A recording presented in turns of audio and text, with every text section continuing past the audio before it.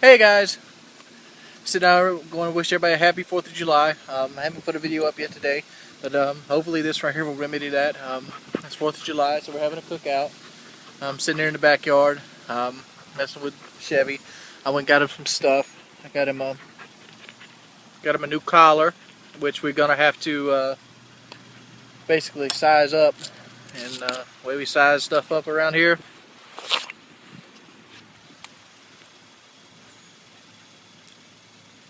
Bible combat knife of them. FBS Kyle got me this for Christmas about 2 years ago. It's one of my favorite Christmas gifts I ever got. It's really cool. So we're going to make Chevy a new collar here, and we'll get back to it and see how it looks like. Chevy, come here, buddy.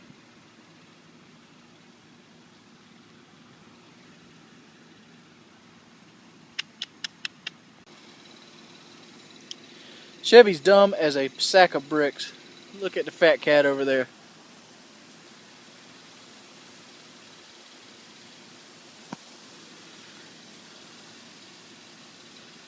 Chevy, come here. Man, I wish I knew how to get him to come over here. We'll work on it.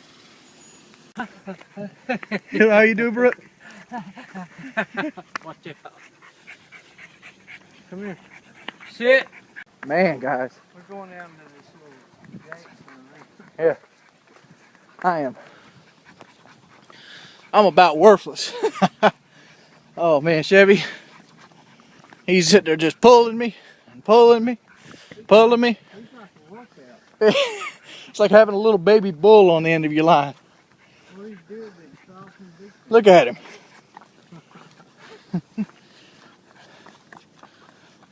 Chevy, show the viewers how dumb you are.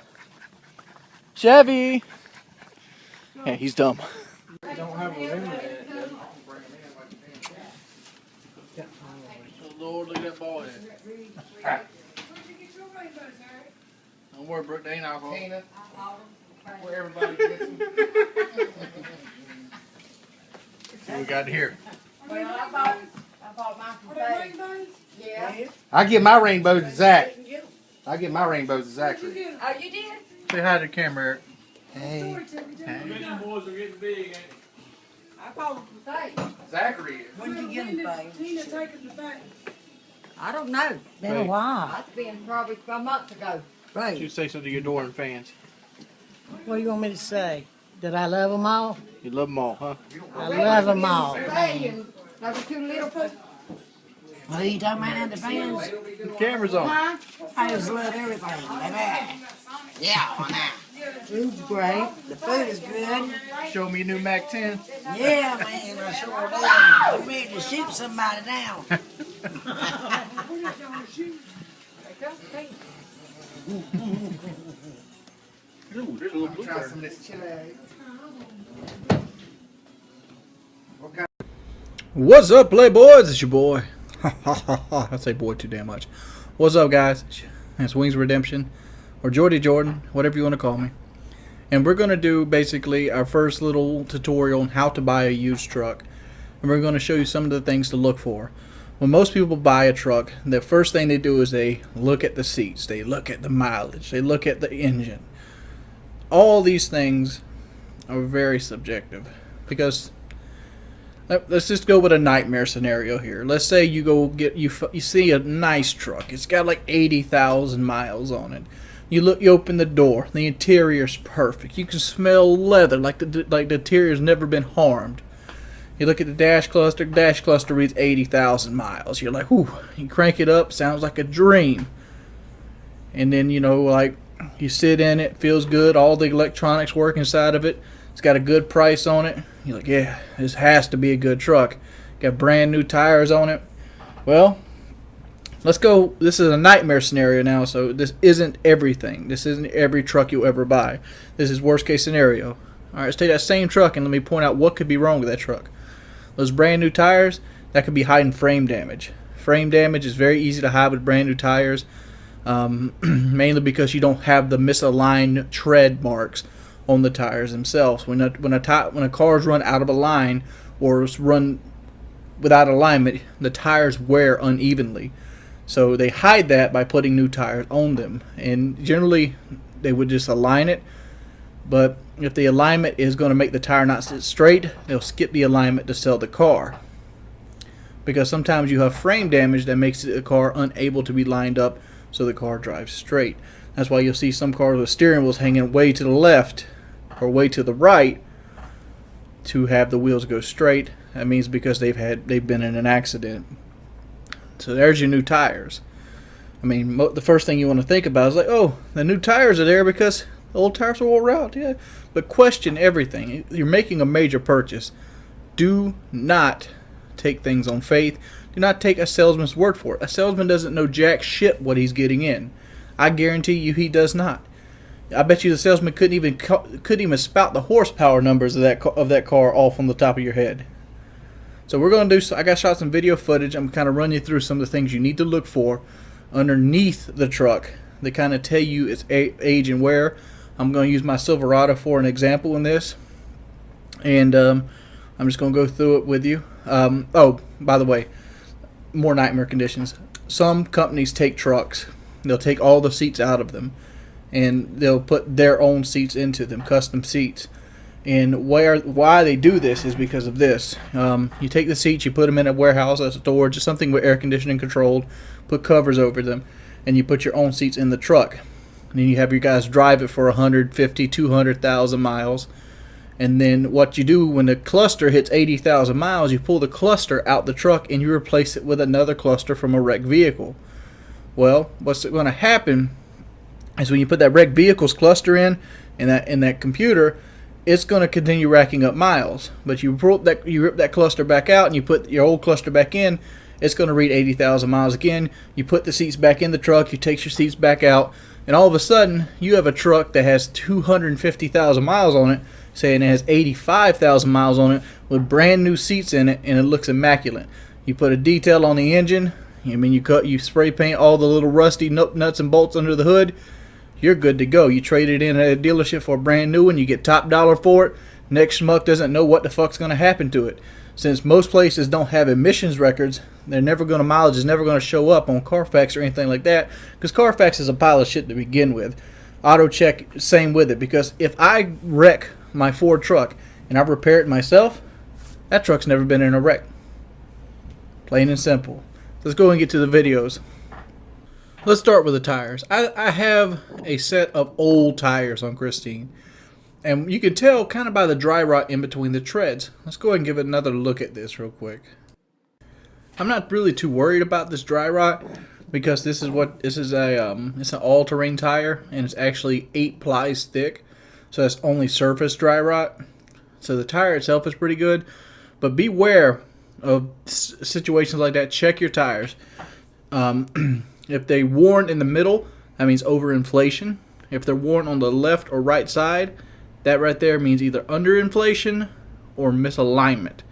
So you want to watch out for those things. The very first thing I like to look at under a truck that I'm buying is the drive shaft. The drive shaft is a very telling component because it usually is one of the lower hanging components on the undercarriage of the truck. You also could look at what I'm looking at, showing you right here. That's on the screen. This is the undercarriage of the truck. This is basically the floor of the truck. And if this thing is rusted out and covered with petrified mud, do not buy that truck because you're going to have a world of problems. But back to the drive shaft, which is that big metal thing right at the very beginning of the video. I'm not seem to be showing it here. This right here is the four-wheel drive housing, where the actual front drive shaft goes into the four-wheel drive housing. If there's dents or bends in it, that means that truck's been driven hard off-road. You probably shouldn't buy that truck either, but always take everything into account with the different variables. Let's go ahead and look up here towards the oil pan. This is the oil pan for a Silverado 1500 2002. It's pretty clean. It's got some kind of oil residue around it. That's to be expected. That's from regular oil changes and things like that. Very good. If you have a dealer certified vehicle, you see that with white filter right beside it. I have I think that's a general eel. I forgot what oil filter I put into it. But generally a GM certified vehicle will change the oil if you're buying it from a GM dealer, and that will be AC Delco. If it doesn't have AC Delco there, they didn't change that oil for the most part. Another thing you can do is right here, look at your suspension, look at your bushings, and look at the upper and lower ball joint. See that thing right there at the top? That looks like a V. If that has a grease fitting, that's been replaced. If you have the ball joints generally last 100,000 to 150,000 miles. So if they have a grease fitting on them, and they say they're 80,000 miles, they've generally been replaced, and you should question other things on the truck. The last video I want to show you is frame damage and leaf springs. I don't have either frame damage or bad leaf springs on Christine, but I'm going to show you exactly where you should look. Right towards where the bed connects to the cab is where Chevrolets generally fail at. I don't know about Fords, but the frame generally fails right there between the bed and the cab from Chevrolet trucks, because they have a two-section frame on Chevrolet trucks. They have a front frame which is fully boxed, and then they have a C frame on the back which hooks onto it, which you actually can buy separate. But where it connects together, it has a tendency to break. And a truck that has you can tell a truck with a bad frame in that spot from a mile off, because the bed will look like it's leaning in towards the cab. It'll kind of almost have a thing. If you go under there, you'll see a crack or any kind of cracks right there. That truck got a bad frame. It's a death trap. Stay away from it. What's up, everybody? It's your boy Wings of Redemption, Scraggly Beard and all. And I'm going to do a follow-up for how to buy a used truck guide, part 1. Some things that people wanted to ask me and to show pictures of. And I'll be showing pictures periodically throughout this speech right here of different things, such as a Zerk fitting, or the way it looks at, and what it will look like on the truck itself. And I'm going to be showing throughout this video pictures of what I'm talking about when it looks bad, what it looks like, and hopefully that'll be more clear. The day's a lot easier video on me as a whole, because I don't have to get up under the truck. When you're a big guy like me, getting up under the truck is a pain in the ass. It is. It's basically the reason I quit changing my own oil about a year ago, because I just got tired of climbing up under the truck. I was just too big for it, and been a real hindrance in that department. But I'm gonna go through the basics of what you want to look for when you're buying a truck, and this is where most people are actually concerned about, is the power plant of the truck itself, and determining if people are fibbing or maybe embellishing on how the miles got on the truck. And just a couple easy ways to tell if it's a legitimate truck or not. So let's go ahead and stay here, and I'm gonna go ahead and show you the video. Get you guys in. One of the first things you'll notice when you get into a truck is the mileage on the truck. That's the first thing I look at myself. Is I'll turn the key to auxiliary, and I look at the mileage. And the first thing that's going to come out that seller's mouth, other than "I want your money," is, "Oh, those are all highway miles." Well, I've owned Christine for 10, almost 11 years now, and I can tell you that she has no highway miles on her. I don't think I've ever took a road trip with her. Everything in her entire life has been stop and go driving in the city, or pulling somebody out, going to get somebody out of a ditch, or something along those lines. Most of this truck's life was driving the same miles back and forth to work. That's most of this truck's life. That's why it's got such low mileage. But during that time, you'll get in traffic from time to time, and the easy way to tell is you look at the brake pedal, which is the one on the left. The right is the accelerator. The brake pedal on the left, on the right side of it, is really worn out. That's from switching from the accelerator to the brake, accelerator to the brake. And anybody that's been in stop-and-go traffic for a significant time, this is a good indicator that the truck doesn't have as many highway miles on it as the guy says, and that it might have wear and tear items just as bad as a truck with 140, 150,000 miles on it without this similar thing. It's all about age. It's about how well the truck was maintained, but this is a good indicator of what kind of miles are actually on the truck itself. Hey, well, we're in the truck now. I'm gonna figure out how to do this video with the actual camera mic and everything. First thing you want to do, you're sitting in the truck, you got the keys, they're in your hand, you're like, oh, alright, let's fire this baby up. First thing you want to do is this before you even crank it, because you want to pop the hood before you crank it. You want to see the engine cold, you want to see the grease spots. Just put the key into the ignition, and turn it to auxiliary. When auxiliary comes on, let's go ahead and do that off again.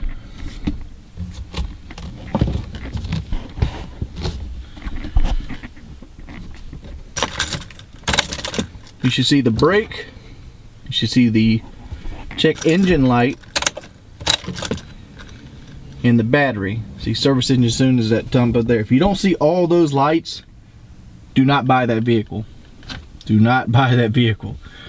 Alright, so what we're going to go ahead and do is we're going to get out. We're going to leave that right there. We're going to pull the hood latch.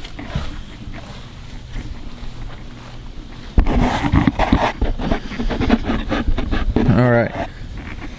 Trying to do this stuff one-handed. Alright.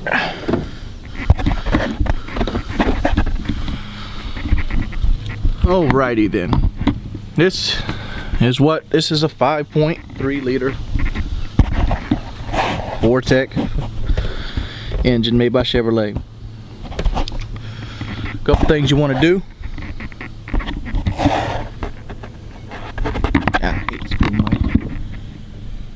Couple things you want to do.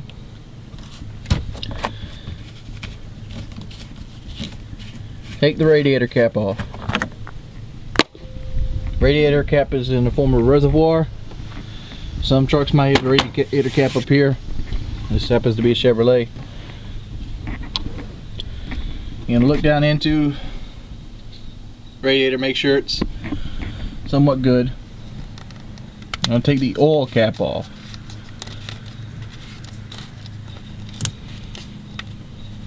Oil caps are a little hard to get off. They almost peel off. And look at both of those.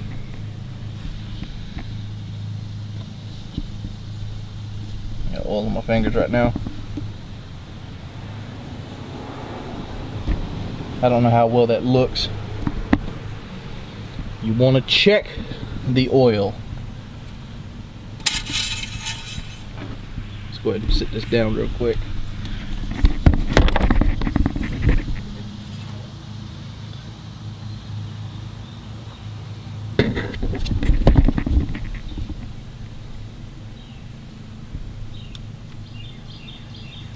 You're gonna check the oil like right there.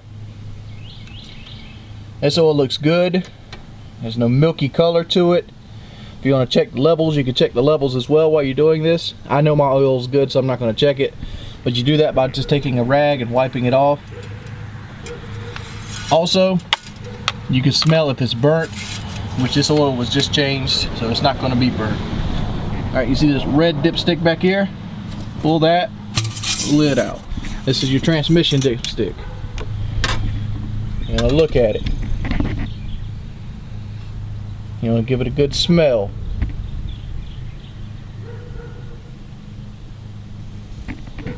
My transmission fluid is, I changed it at 68,000 miles. It's about time for it to do again. I generally change mine every 60,000 miles. So there's a small little smell to it, but for the most part it shouldn't smell at all. Alright, now you want to see if there's pressure in the system itself. So what you want to do is, first thing you want to come back here and turn the truck on and listen for the crank.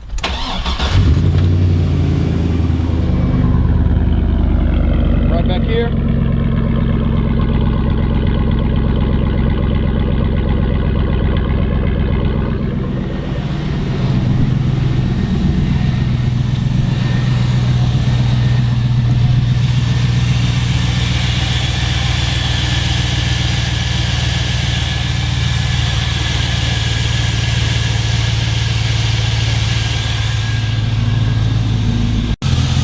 Alright, what we're looking for in that last test, I really didn't talk about it on camera, is you don't want oil to be shooting out of where you actually put the oil in there. If it shoots out and it's bubbling, you have a problem.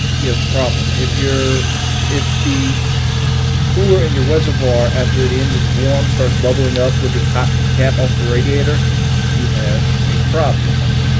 What I'm showing you here is the actual screws of the engine. See, mine don't have any kind of rust on them. But some people, you'll open that thing up and they'll have them painted. They don't have any paint on them. They're generally silver, and you always want them to be silver. You pull this weather strip on the side right here, you can see what the original paint of the truck is. You make sure the truck hasn't been painted. And if the truck has been painted, I'd question it. Generally, things that get painted and the rest of the body looks like it's never been painted, such as scratches and things like that, you might want to question it. These are simple little things that you can look for when you're buying a truck. There's more that hadn't come to mind. You want to check the door actuators. You want to make sure the AC and all that stuff works. You want to make sure the electronics that you actually want the truck for and the truck has, make sure they work. If you want to get really, really detailed, you can add. Well, dealerships generally don't have service records, but a person that owns a truck generally will have service records. So most people prefer to buy non-dealership. The dealership doesn't want you to contact the person that had the truck before you, so they pretty much clean out all the records and things like that, just give you the sob story. But just look for stuff like, for example, look how low the fluid in the brake is. Look at the power steering pump. Look for leaks. Look at the manifolds on the engine. We haven't got to the manifolds here, which I'll show you in a minute. Look at the heater and the AC lines. How clean are they? So you can see this engine's never. I don't really clean the engine bay that often. It's just dust. Just to cut the dirt road. Look at the fuel rail. Look at the. I'm about to point out right here. The fuel rail, that black thing with the silver tip right here, is the fuel rail. You have to take the fuel rail in. Look at your heater lines. The heater lines actually roll. There's the manifolds right there. Look at the manifolds. Look at the heater lines. Look at those things that haven't touched. Look at the AC. Is the AC good? Is it bent? Is it leaking? Do you see any like excess place where it's shooting bust? Look for these kind of things in the truck because these are the things that people actually care about. People want their AC to work. People want that truck to crank up when it does. But for that continue to do that, you got to realize that it is a machine. I don't care what name brand you slap on the front of it. It can be Toyota, Nissan, Hyundai. Does Hyundai make a truck? I don't know. Mitsubishi. The brand name matters very little when you're buying a used truck for the simple reason you're buying somebody else's property at the time, and then until you've kept the truck 2 or 3 years, it doesn't really become your property until you've done what you've needed to do to change it out. Trucks are all about upkeep. You can take any truck on the market, and if you upkeep it properly, it will work for you.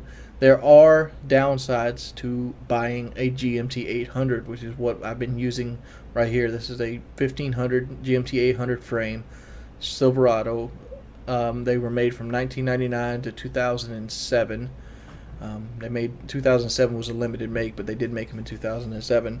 And what you could do with them, what the main flaw with the Chevrolet, which you can't check, and be skeptical because you can't check. Well, at least not on the dealership lot. And if you don't have no mechanical ability, don't work. You can't check that either. You just got to pretty much look for the warning signs: blue smoke, milky oil, milky reservoir cap.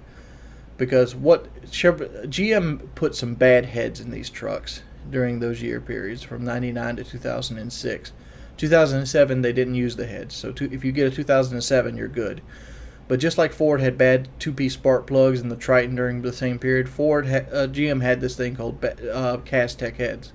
What a Castech head is a casting of the heads itself, and what it do, there's a weak spot in the casting mold, and after about 100,000 miles or so, that spot would actually open up and let coolant into the head of the truck.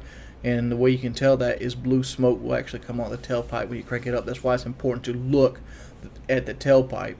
But that being said, sometimes you get a truck that's right at the breaking point, sometimes you don't, and it's 1 in 30. There's one truck out of 30 that has these Castech heads in them, which is 826 heads.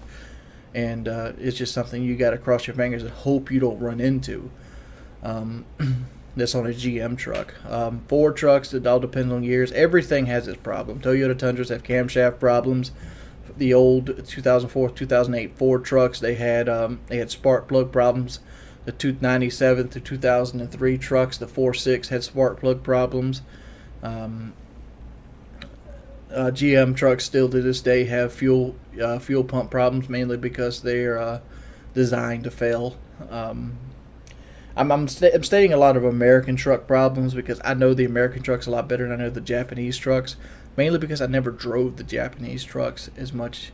But everything has problems, so what you want to do is study up the information.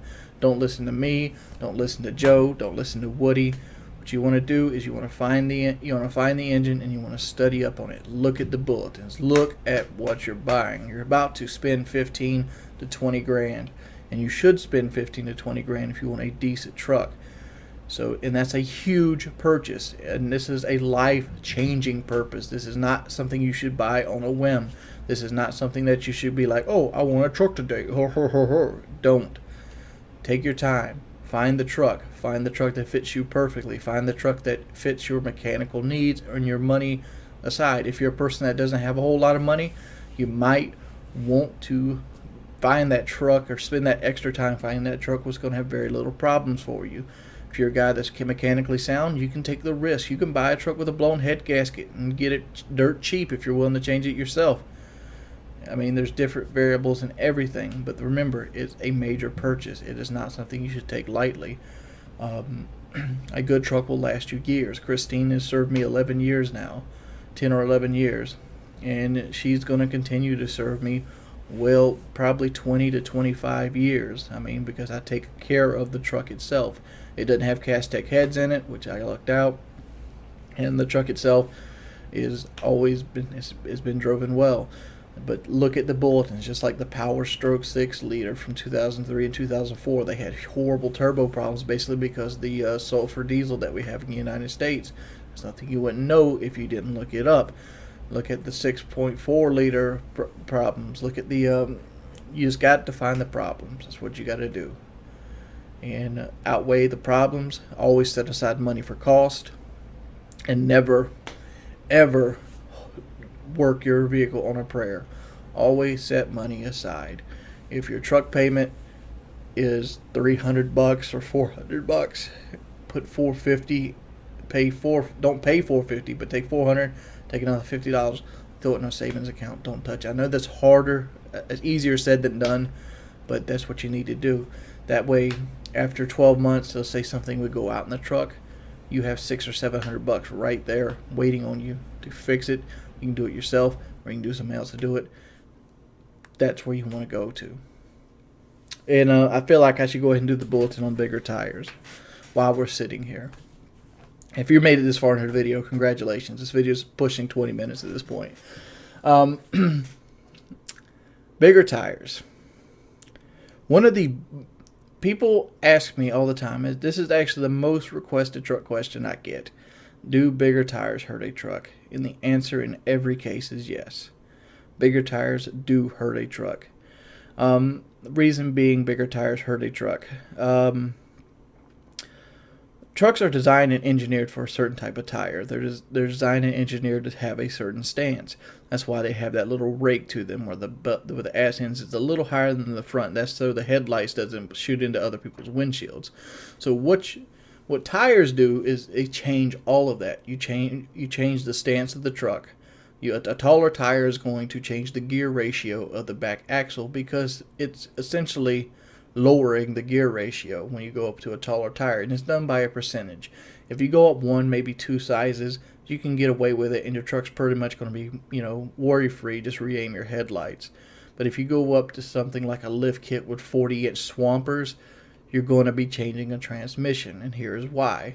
Something that with that significance of a tire increase is going to lower your gear ratio to something like 270 or something, or in cases like you bought a truck with a 308 rear end, something like just like an office guy would buy.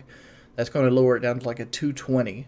It's all variable on a percentage, but that is going to throw your speedometer off, which could lead you to speeding in areas that you normally wouldn't want to speed in.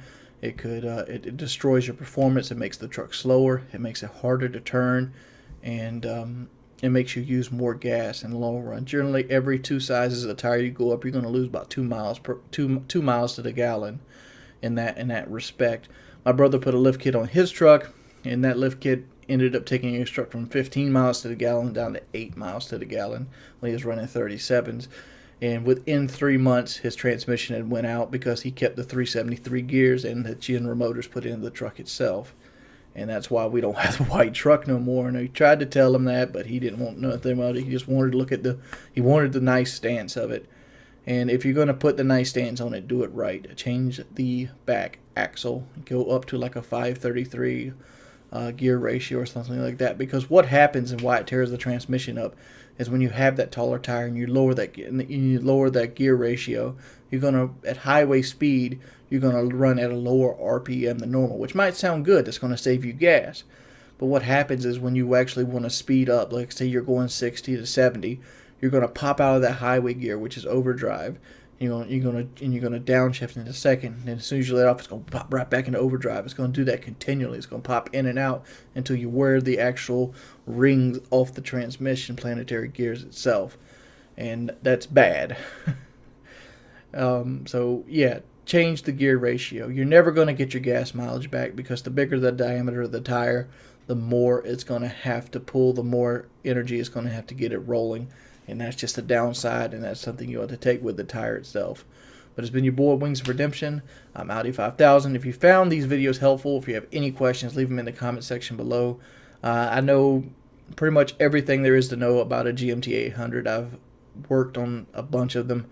I've worked on this one. I can pretty much build them from the frame up. Let me know. Ask the questions in the box.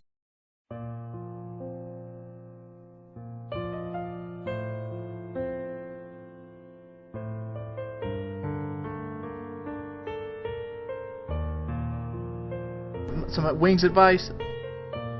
Dump dodging is an unacceptable behavior because I understand it's okay if you don't want to get your face blasted with jizz. Understandable. Don't give me the impression that you're willing to have a face blasted full of jizz and then take it away from me right at the point of climax. You want to fight me with some mixed martial arts? I'm about to stab your ass. I mean, I'm just going to ruin my credit and whatnot. And I'm like, look here, dude. It's simple. You burn the truck.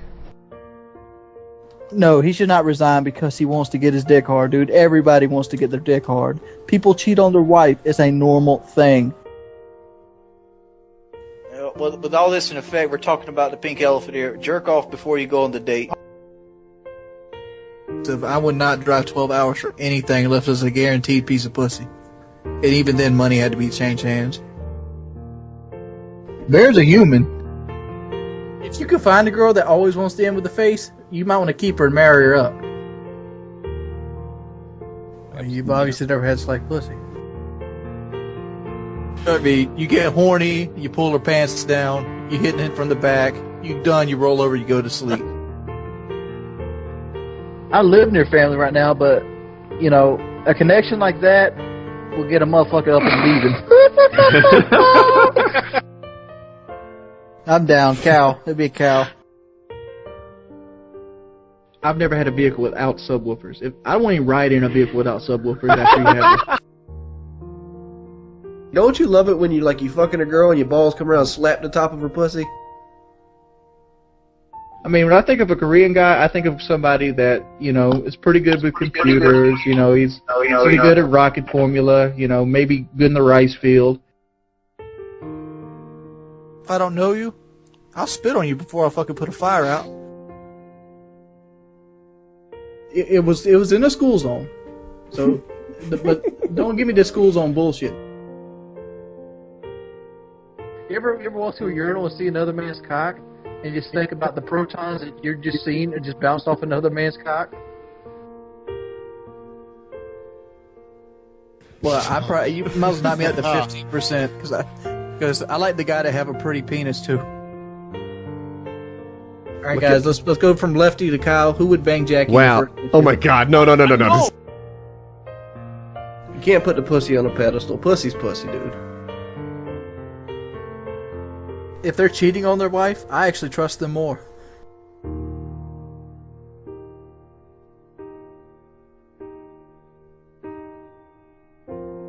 That's why we call it Wings Advice.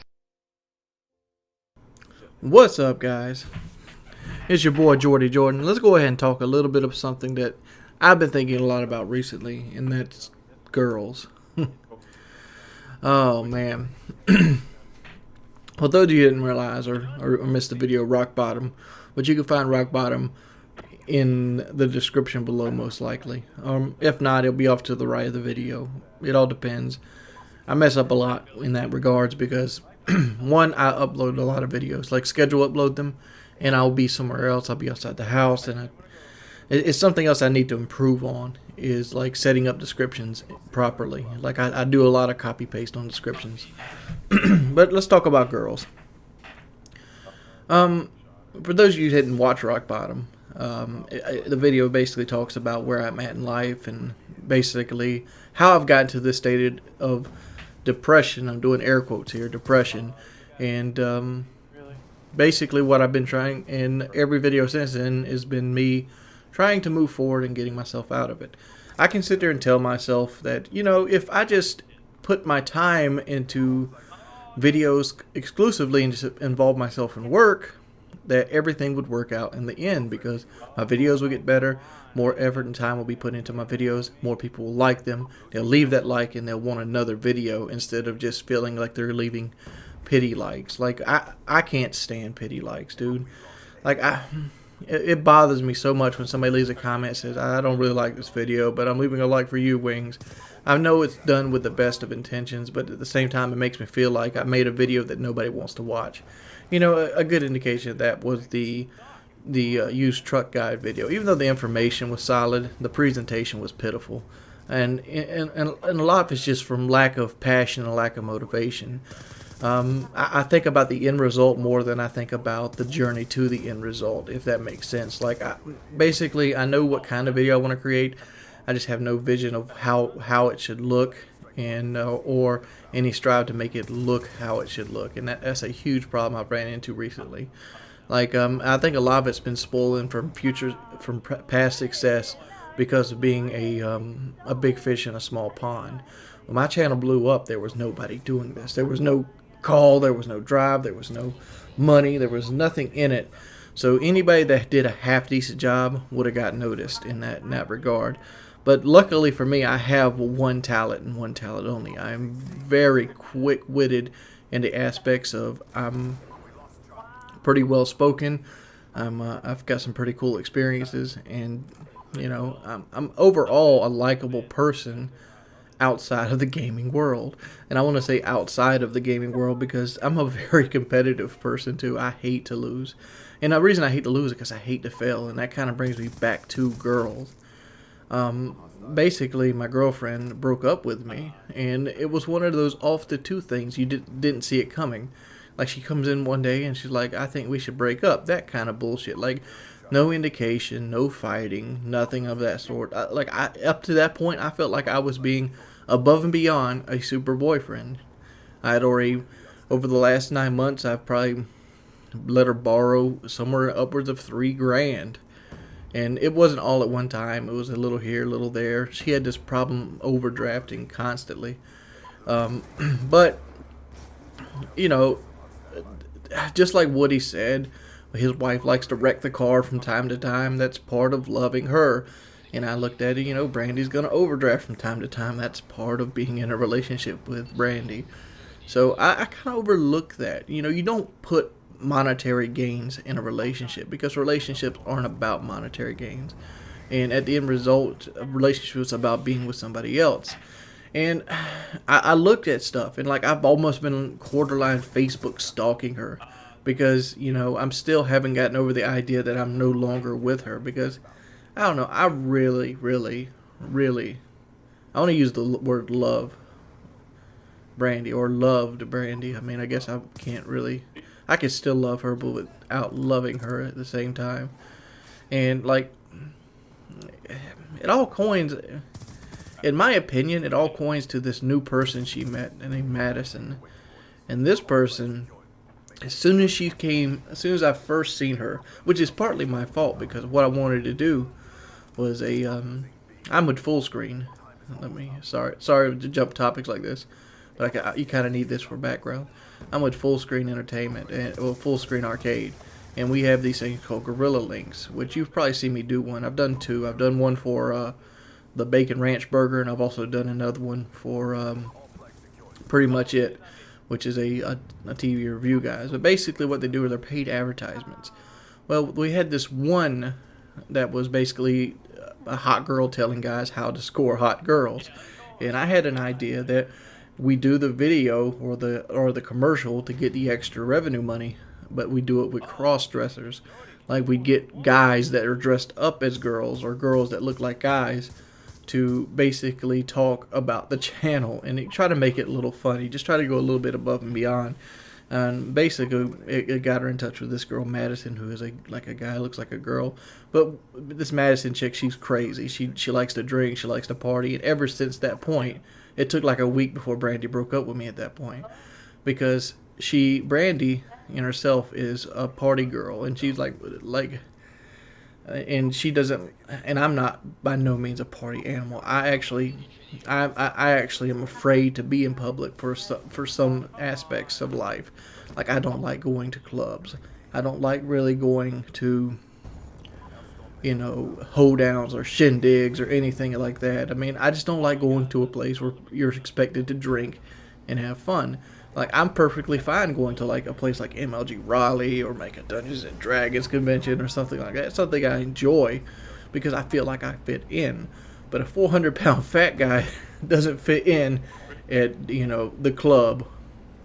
It just doesn't work. And, like, she always wanted me to go to these things. And I feel like this Madison chick, she rekindled that in her life, and that's what she wanted. She didn't want to go to the club and feel like she was neglecting me. I don't think she did it with harmful intentions, but I don't know. I forgot why I even started talking about this video right now.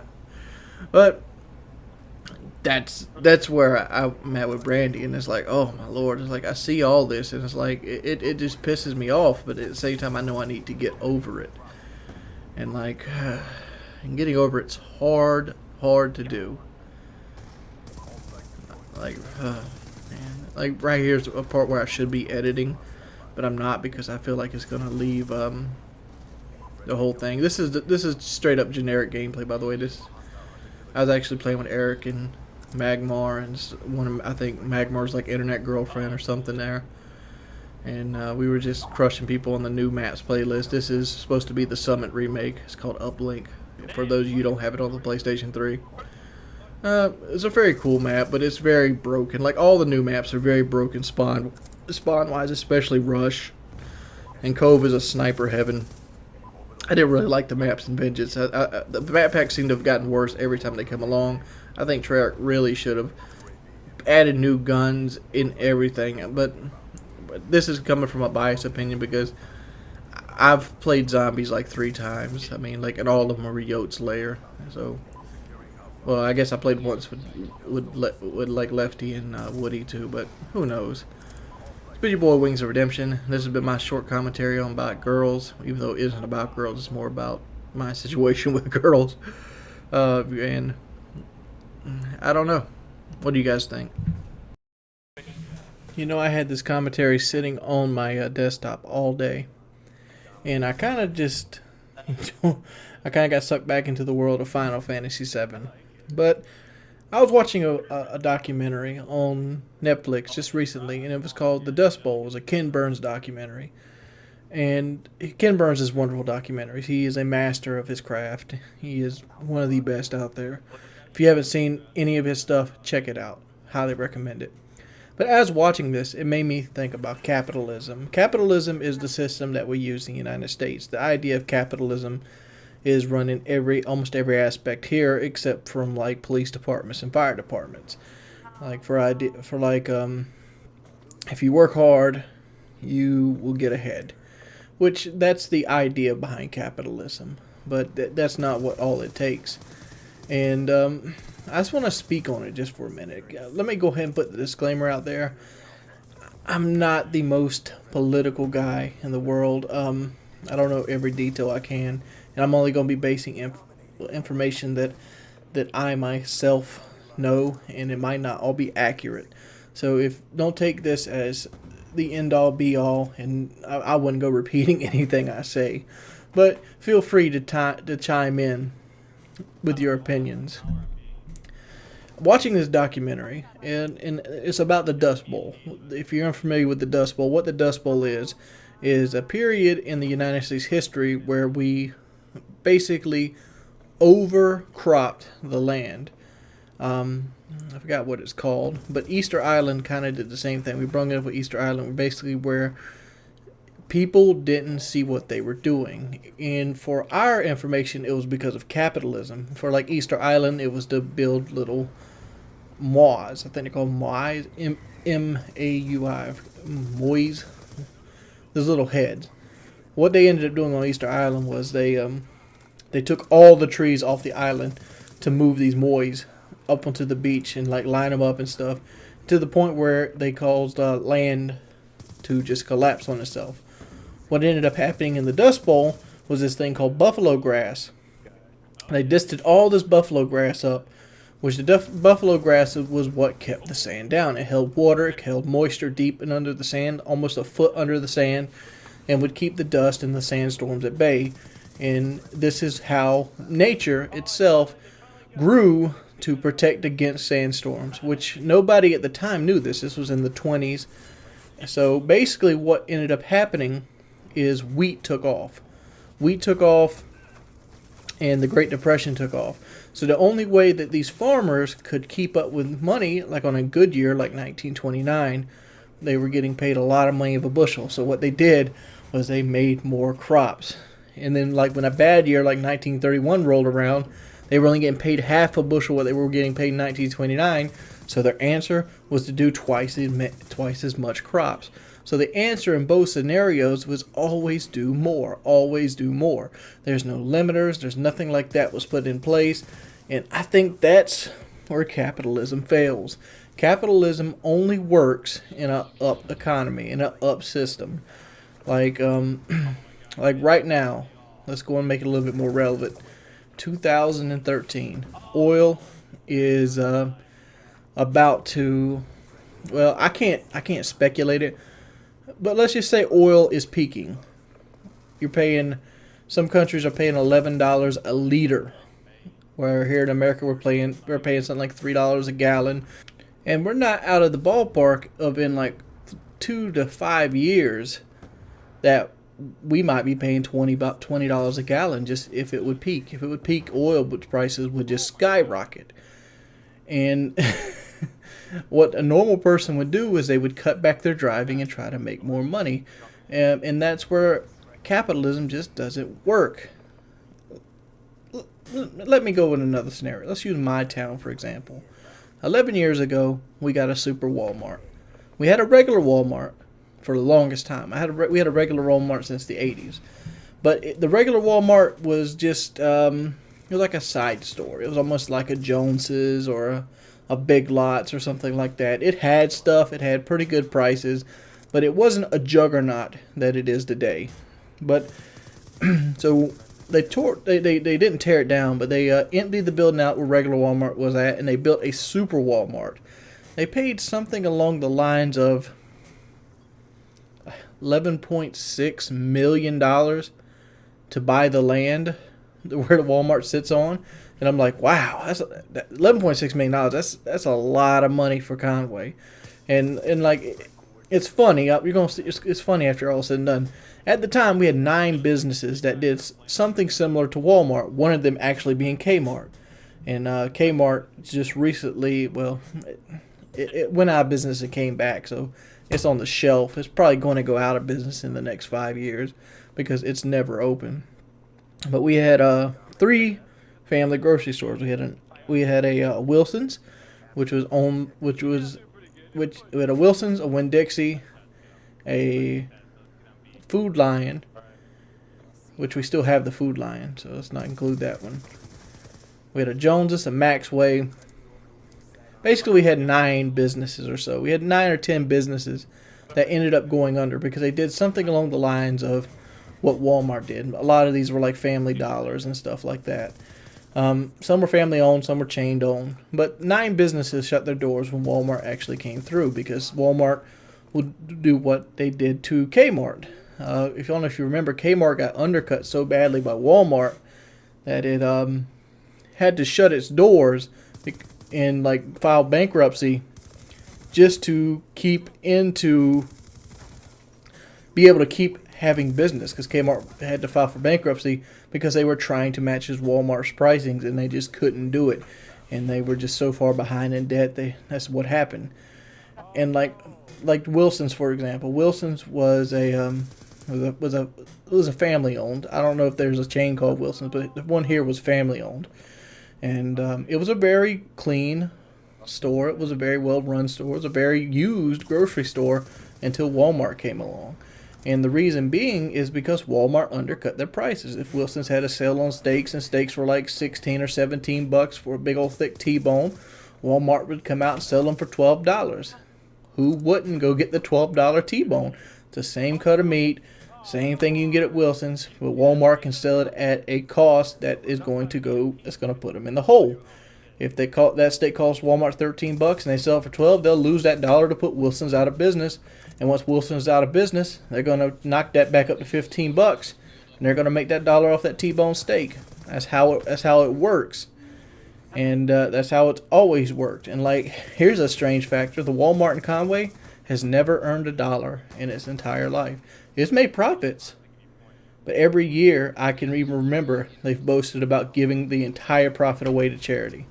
And Walmart does some of this stuff, and we just happen to have a store that's one of their charity stores. I don't know. This is just some of the thoughts on capitalism. What do you guys think about capitalism in itself? What do you don't like about it? I didn't even touch on the unemployment issue. I might do another commentary just for that. Well, what's up, guys? My name is Jordan. I do Call of Duty videos, and I like to play video games for a living. And I want to talk about capitalism and unemployment. Keep in mind, like I did before in videos before, I'm not a very political person. I don't know all the facts. I don't really fact check a lot. So most of this has just come from speaking, understanding, and things I've picked up via ABC News, via self-research. And at no time in this video will I be going to double check anything I say. So if you find something questionable, as I always tell people, do your own research. Don't believe what anybody tells you on the internet. It's best to be skeptical when you hear anything. With that being said, let's talk about unemployment. One of the big things in America, especially if you're a UK guy, is illegal immigrants and unemployment rate. I had a debate on Twitter with Redneck and Bob Bloblaw about this, and basically they wanted to say that capitalism doesn't work because of people that are lazy. And that's, in my book, a cop-out. Why is that a cop-out? Well, for the simple and strict fact reason that the unemployment rate in America at this moment in time, and like I just said, I don't fact check, but I just checked, it was 7.6%. And that's 7/9/2013. But for safety's sake, we usually hover around 10%. Because that 7.9 could be just a random state, could be like a period. I didn't remember to check. Let's just say it's 10% for just for safety reasons. So that's a 90-10 split. In any other form of business, a 90-10 split would be awesome. And like even in unemployment, I look at that as awesome because of this simple reason alone. You're trying to tell me 90% of the people in America that work can't help support the 10% that don't. And let's not even go in with like basically unemployment checks. Unemployment checks is something that you pay for. You pay your money into your taxes in case you go fall out of work. Part of your taxes actually go toward unemployment. There are people that don't work that do get unemployment, but for the most part, you have to work a certain amount of weeks or months to qualify for unemployment. So you got to have something. You have to be able to put something in to actually get it. You just can't like come out of it and just not get anything. Generally, where the free money comes into is called welfare and disability. And even as disability, you've paid into Social Security most of the time. There are rare cases that people are just born disabled and get disability checks just to stay a productive part of the, fiscal community in their city or state, just to keep the national necessities, lights and water and things like that, just to have a little bit of income. And disability checks are very small. They're like $800 or $900 sometimes. I think my grandma gets a Social Security check of like $1,200, and that might be highballing it. And like, it's hard to live off $1,200. She lives in a paid-for house, and like after everything, all her bills everything's done, she has pretty much no money left, and that's horrible. I mean, like, you work your whole life for Social Security to get like $1,200, and that's not even her Social Security. That's my grandfather's Social Security, which we'll get to him in a minute. But to trying to say that 90% can't support the 10% would indicate that we live in a flawed system, if that's the case, which it isn't the case. 90% can support the 10%. And even then, that's not where all the money is going that's putting us in national debt. Most of that money going and putting us into national debt is coming from the military. The military spending is like 48% of everything in taxes. It's ridiculous. Between it and interest paid to the what's that place called? The Federal Reserve. That's where your money's going. It's not unemployment. And things like welfare, unemployment, those are great programs. Things like food stamps are great programs. Why are they great programs? The first thing a person want to do is bash somebody that's the stereotypical person that they think is on food stamps. And what is the stereotypical person on food stamps? The stereotypical person on food stamps is somebody that's, unemployed, smoking weed, playing video games, sitting at home, making babies. These are the people that you picture on food stamps, when realistically these aren't the people that are on food stamps. The people that are on food stamps, even the worst case scenario, here's the low of the lows on food stamps, are people that work under the table. They use most of their money that they're going to spend on food to buy like pain pills or some type of drug, and then they lie to get better income in that way. And those kind of people stop people that actually need food stamps from actually being able to get on them. Because people that actually have something or have something like worth losing will not lie on a food stamp application, where somebody with nothing to lose will lie on a food stamp application, which is basically tighten it down to the point where, like, well, if you make this amount of money, you don't need food stamps. Which, in a way, they could be right, because they somehow keep getting fed. But food stamps is more to lower crime rate than anything else. Think about it. What's the number one thing you can do to a person to make them break the law? Let them be hungry. Hungriness. A person that's hungry is more likely to do something brash than a person that's well fed. That's the truth. That's where food stamps usually come in. It's a small price to pay. It's something like $16 billion a year for food stamps. And for the most part, there are people on there like that are lazy, that are drug abusers, that just use food stamps to compensate for what they can't make. And I mean, some people will sell their food stamps to get more drugs. And that's where people that actually have a little bit usually buy their food stamps for them. But with all those people aside, there are people on the food stamp program that actually do need it. There are those single mothers that made a couple mistakes in their lives that have 2 kids that they got to feed, but they're working like an $8 an hour job, just barely able to pay the rent. And that actually need the help. They need the food stamps. They need that little aid, that little push to keep going on with lives. And everybody, in my book, should be entitled to a quality life. That should be the goal everybody in the community pushes for. The goal of capitalism is to get rich, which most people don't. Most people don't get rich. If hard work was all it required to get rich, I know at least 15 people around me that would be Bill Gates worthy, because they worked hard their entire life. Let's take my grandfather, for example. My grandfather dropped out of school in the 5th grade. Why did he drop out of school in the 5th grade? To work the tobacco fields of South Carolina. And if you ever want hard work, tobacco fields of South Carolina is where it's at. After he worked tobacco fields, he became a heavy-duty mechanic for machinery like case machines, caterpillars, and things like that. And he worked for $9 an hour for something like 48 years of his life. until he died of brain cancer. And he died a penniless pauper. And after he died, the bank had a lien on his house. Well, the hospital had a lien on his house, and they ended up taking his house too. And that's what he got for working hard his whole life. And that's partially one of the reasons capitalism's fucked up. It's survival of the fittest, and it's dog eat dog. And some things don't need dog eat dog. It doesn't. Let me know what you think. What's up, guys? It's your boy Wings of Redemption, and I'm back, and I'm going to try to sound a little bit more upbeat in this commentary and try to go off on a tangent and rant and do things like that and not try to talk like this, because I'm not trying to talk about a regular, normal voice when I go to explaining things, because one, it makes the video sound really, really dull. I just recently did 2 videos on why republics fall in capitalism, which I kind of explained the whole capitalist idea. I'm not going to go into that in this video, but I want to touch base on it just a little bit. Matter of fact, no, I'll do that again later. I mean, 3 videos in a row is just way too much. But let's go ahead and go into the topic of today. I'm a little behind the times on this topic, so I apologize. But I wanted to talk about this on Painkiller already, and Mercadurka got drunk. Big ups to your boy Mercadurka at Ex Capone.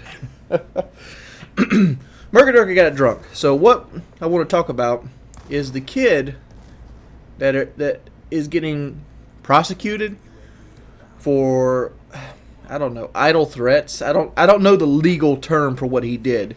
What he basically did was said that, "Ooh, I'm crazy, I'm insane. I'm going to go shoot up a school and eat the children's still beating hearts." Something along that lines. It's not word for word, but the idea is there. I mean, I just said it. Maybe I should go to jail. I mean, there's a realm where you have to have a level of seriousness to be took serious, in my book. And you can't tell that over the internet. I mean, I don't care if somebody's like, "Oh, yeah, we're planning on blowing up the Boston bombing." And, you know, and like going into serious in-depth plans. You can't even take that into credibility unless you can see their body language with it. I mean, the fact is, in my book, I think they're trying to make an example of this kid. They're trying to instill power where there's no power to be instilled. The thing about police is police love to be in control. Even though they work in a public servant job, a police officer loves to feel like he's in control, like he's the alpha male. And most people that actually file for these jobs are the alpha male type figures, people with something to prove. And I feel like they want to make an example of this kid because they know they have nothing on him. Again, like what is an idle threat? I mean, like they want to give you 8 years for an idle threat. I can go out there and rob a liquor store and shoot shoot the owner of the liquor store and get less than 8 years. I mean, I'm dead serious. Like, as long as I didn't premeditate it, I can get less than 8 years for doing that. And you're trying to tell me a kid that doing a live stream, trying to make some extra money, trying to, you know, probably take that money was probably trying to take his girlfriend out to the movies or somewhat, you know, or maybe like pay car insurance, because car insurance is a fucking scam too. And you're gonna tell me that, "Oh, he's really gonna do this, he's really gonna do this, he's playing a violent video game, League of Legends, they have swords and shit." Dude, I play Call of Duty every goddamn day. I hate the motherfucking game. I hate Call of Duty so much that I'd rather punch myself in the nuts than play it. But the reason I play it is because other people want to see me play it or want to play with me on it. And it's a game that everybody has and everybody can get together and unite on. That's Call of Duty's big calling. You know, the gun skill, everything else, that isn't what Call of Duty is about. Call of Duty is about getting together with your friends and laughing. And Call of Duty is the game that everybody decides to buy to do that at this point in time. I mean, there used to be other games that were like that, but at this point in time, this is what people are into. I mean, look. Here's a good example. Grand Theft Auto 4 came out in 2008. That was right before Call of Duty came out, Call of Duty 4. And like, oh man, the Call of Duty craze. I mean, it might seem like a long time, but it hasn't really been that long of a time. But let's go back to what we were actually talking about. Violent video games don't change you. I am the perfect fucking example of violent video games not changing you. I get irate on Call of Duty. I break controllers left and right. Hell, I got a broken PS3 controller sitting right here. It's not totally broken. I broke the R2 button, but it's to the point where I don't want to use it. It's uncomfortable to use, and that's strictly from Call of Duty. Anybody that's ever watched me live stream will know how upset I get on Call of Duty. And it's not because I'm a violent person. I am by far the least violent person you know. I mean, that's putting it out there. But I'm not a very violent person at all. I'm a vengeful person. But I'm not a violent person. Like, I don't like getting in confrontations. I actually get nervous and I get angsty when I get put in situations where I have to bestow violence on somebody. I think everybody does in a little way, shape, or form. And I grew up watching horror movies. Oh my lord, those things, they'll definitely get you to shoot up a school. No, I grew up from age 5 playing video games, watching Jason Voorhees cut up camp counselors, watching Freddy Krueger skewer a bitch up into sleep. I've done all that, and I still didn't turn out a violent person. Because violent tendencies come more from households that see violence regularly. When your dad slaps your mom, or your mom beats you, or your mom hits your dad, those things create violent children. When a person doesn't get enough attention at home, let's say their dad just ignores them, and the only way they get attention or recognition is that point where, they act out in school, that creates violence. And sometimes people are just fucking born crazy. I mean, sometimes you just have to chalk that up to that. Some motherfuckers are crazy. Timothy McVeigh might be one of them. How many people here watching this commentary are ever going to blow up a building? Less than 1%. Point 0.00000001. I mean, there could be a guy watching one of my videos and blow up a bomb, but did he blow up because of me? Hell no. He blew it up because that motherfucker crazy. Straight up loony bin. And like, I don't care how much science and how much money you want to dump towards that, you can't predict crazy. Because being able to predict crazy would defy what the definition of crazy actually is. And some people are crazy. I mean, that's all you can do. You can like foreshadow it, but ever since man could kill man, think about it. Bathory, for example. Bathory, Ohio. A guy blows up a school, kills 50 kids. This was in the 1920s. I'm sorry about the year. I might be mistaken on the year, but it was early 1900s. This guy blows up the school and kills people with just standard fertilizer bombs. And this is still to this day the deadliest school killing of all. And he didn't have internet. He didn't have video games. He didn't have any of this. I talked about this before in Modern Warfare 3 time period. How, like the guy who climbed the tower and shot everybody with the sniper rifle. That was before Atari was out. Video games don't create crazy people. Crazy people are crazy. That's the whole fucking thing of it. It's been your boy Wings of Redemption, and remember, crazy people are crazy. And this guy that played League of Legends, he is not a criminal. There is a victimless crime which he gave, and people shouldn't be so. Wow. During my joy and my journey of actually getting gameplay commentary topics or topics to talk about in general on my YouTube channel, I come across some doozies. I came across a Rambo 2 video game. I came across the Animal Crossing mortgage. But this one right here, this one was solid gold. This was a gold brick waiting in the water because scientists are running out of ways to study violent video games. Let me fill you in on the story.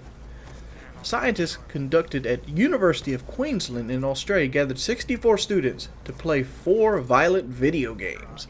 Those violent video games are this: Grand Theft Auto 4, Call of Duty Black Ops, the original, World of Zoo, and Portal 2. These are the violent video games they decided to play, which I guess Grand Theft Auto and Call of Duty Black Ops could both be construed as violent video games, but if you're like me, I look at Call of Duty just the same. You could replace the gun with a paintball. The idea would be the same there. It's basically a paintball simulator, but just with like realistic guns and looks. But that's not the point. That's not the point to prove if video games are violent or not. The point of this survey, wait for this one, is to see if violent video games make people not helpful. What they would do is they would make each of the students play 20 minutes or so of one of the 4 games. I guess they mix-matched them up. And they would have a scientist walk into the room and drop his pen. and to see if anybody would actually pick it up. This is the money that your college tuition goes toward. This is what the Queensland Tuition Board decided to shell out hard-earned dollars for. Why on the fuck do you do this mess? I understand. I understand that mental health. I understand that mental health research is key. Look at World War I. We understand that men that are in a combat high-stress situation will have their nerves break. And that if you de-stress them, sometimes their nerves can come back and make them functional again. This is called shell shock. I understand that. We understand that, you know, certain kind of demographics can breed a serial killer. But even then, there's things that defy that nature. All you can do is just kind of plan it out. I mean, there's certain ways we know the crack people would torture and stuff like that for mental instability. But what in the flying fuck does violent video games and the ability for someone to be helpful actually mean? How does that work? Literally, how does that work? Because I get done busting a bitch motherfucker, get a hoe, shoot him in the chest with my DSR 50, am I not going to go out to help somebody change the tire? I'm like, oh, nah, dog. I was too busy beasting people on domination, dog. I couldn't help my girlfriend change a tire. That's stupid, dude. That sounds stupid. And you're getting paid for it. I'm all about the oddball sciences for the next person. But if you're gonna do an oddball science, make it a fucking oddball science. I'm like, what's the next thing you're gonna do? We're like, so how does sleep deprivation in violent video games equal psychotic killing machine? Maybe. I don't know. I don't like these science, dude, because it's fucking bullshit. Like I said before in the commentary just today, that crazy people are crazy. And horror movies, video games, music, none of this shit actually tells you that if somebody's going to be this massive serial killer later in life. Why? Because I'm a perfect example. My parents did everything wrong in the terms of horror movies, video games, cuss words, the whole nine, and I turned out perfectly fine. I am an outstanding individual. I do have a weight problem. That comes from genetics. That's actually passed along. That's not something violent video games or video games in general cause. I was fat before I got into video games. There's people that are fat that never had video games. Fatness is a gene, it's a disease. A lot of people disagree with that too. I know my buddy Stan probably would disagree with that. But obesity is a disease. And like you can fight with me all you want. You can call me lazy or whatnot.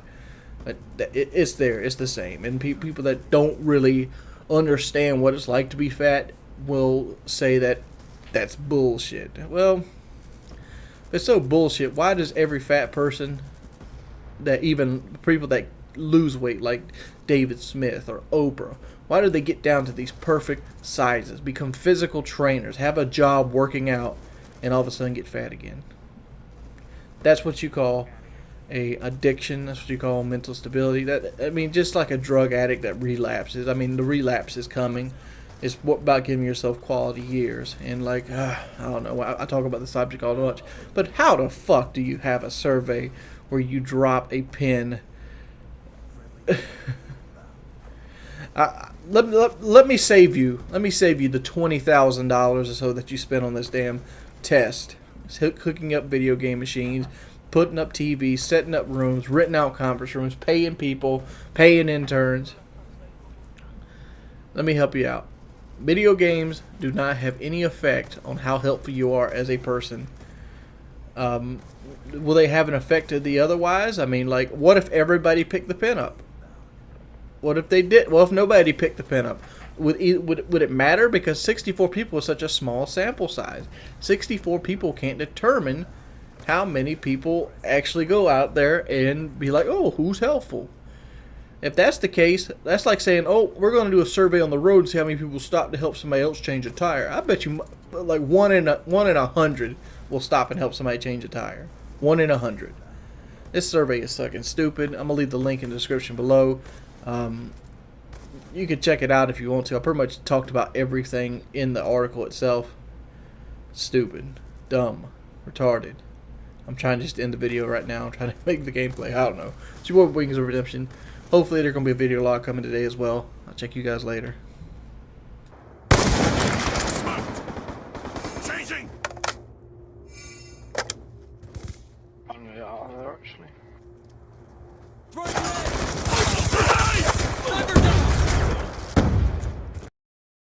What up? It's your boy Wings of Redemption, and it's 4 o'clock in the morning, and my mic is very low, so I'm going to turn it up just a little bit right here for you. There you go. Why are you up at 4 o'clock in the morning, Jordy? Well, I got stuff on my mind, and I figured I'd talk to you guys instead of just sit there and waller in bed. I didn't really upload a video yesterday, mainly because I went to help my buddy stand out, and you know, it makes me feel good helping friends out. It really does. I really enjoy that aspect of life, and I can go and help somebody out, even if, you know, it's pretty much at a loss for me. Like, yeah, he paid me gas money and stuff like that, but at the same effect, it was more, I look at it as more as charity than anything else, because, you know, it's pretty much used my whole day up. But regardless, I enjoy hanging out with Stan. He's one of the brighter moments of my life recently. Just to have a friend that actually is living and breathing. And, you know, I don't know. I've been thinking a lot about Brandy lately. It's not that I'm still, like, I'm going to tell the truth. I really do love her. I mean, like, I thought she was going to be the one, and I'm not going to sit here and sulk over it, but, like, it sucks being dragged along. This is week 3 at this point, and, like, part of me thinks that she's keeping my stuff or my camera because she hasn't got time. Like, I know it's characteristic of her not to prioritize real well. Like, she's not a very person that thinks things through or prioritizes well. But on the same time, like, all the stuff I've done for her over the 9 months, and, like, I'm not even a violent person. Like, I don't raise my voice at people.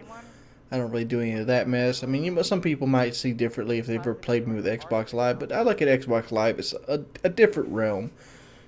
When you're playing Call of Duty, you get a whole different Jordy, depending on how I am or where I am, because one, Call of Duty is generally the same bullshit over and over and over and over again, and you got to catch me on the right day. That's just the whole fact here is you just got to catch me on the right day. Oh, by the way, I don't know if I've said this already, but this is a flawless gameplay. I know some people probably get upset that I use the target finder, but I'm using the SWAT for Christ's sake, and it's whatever. I mean, sniper rifles are so OP on this map. Sometimes you gotta use a SWAT. And right there, that guy failed so hard. Get shit on. Eva. Got the Wally. But part of me thinks that she's keeping the camera just so I don't stop talking to her.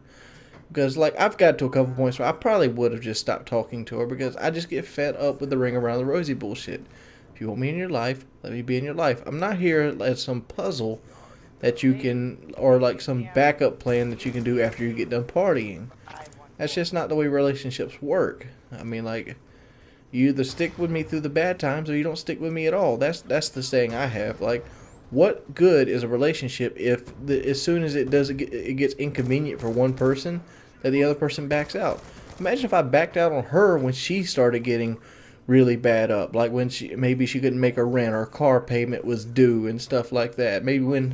Why did I sign a contract on a cell phone when she had no cell phone because she couldn't pay her cell phone bill? Why did I pay 5 or 6 months of her cell phone bill? And now I'm stuck with a 2-year contract that I got to pay out of if we don't get back together. Why? See, I don't run from hard times. I don't. I mean, if I ran from hard times, hell, I would have left YouTube a long time ago. I mean, rough periods happen, and that's part of a relationship, at least it is in my book, that, you know, when somebody's in the pits, that's when you're supposed to shine. That's when you're supposed to come through for them.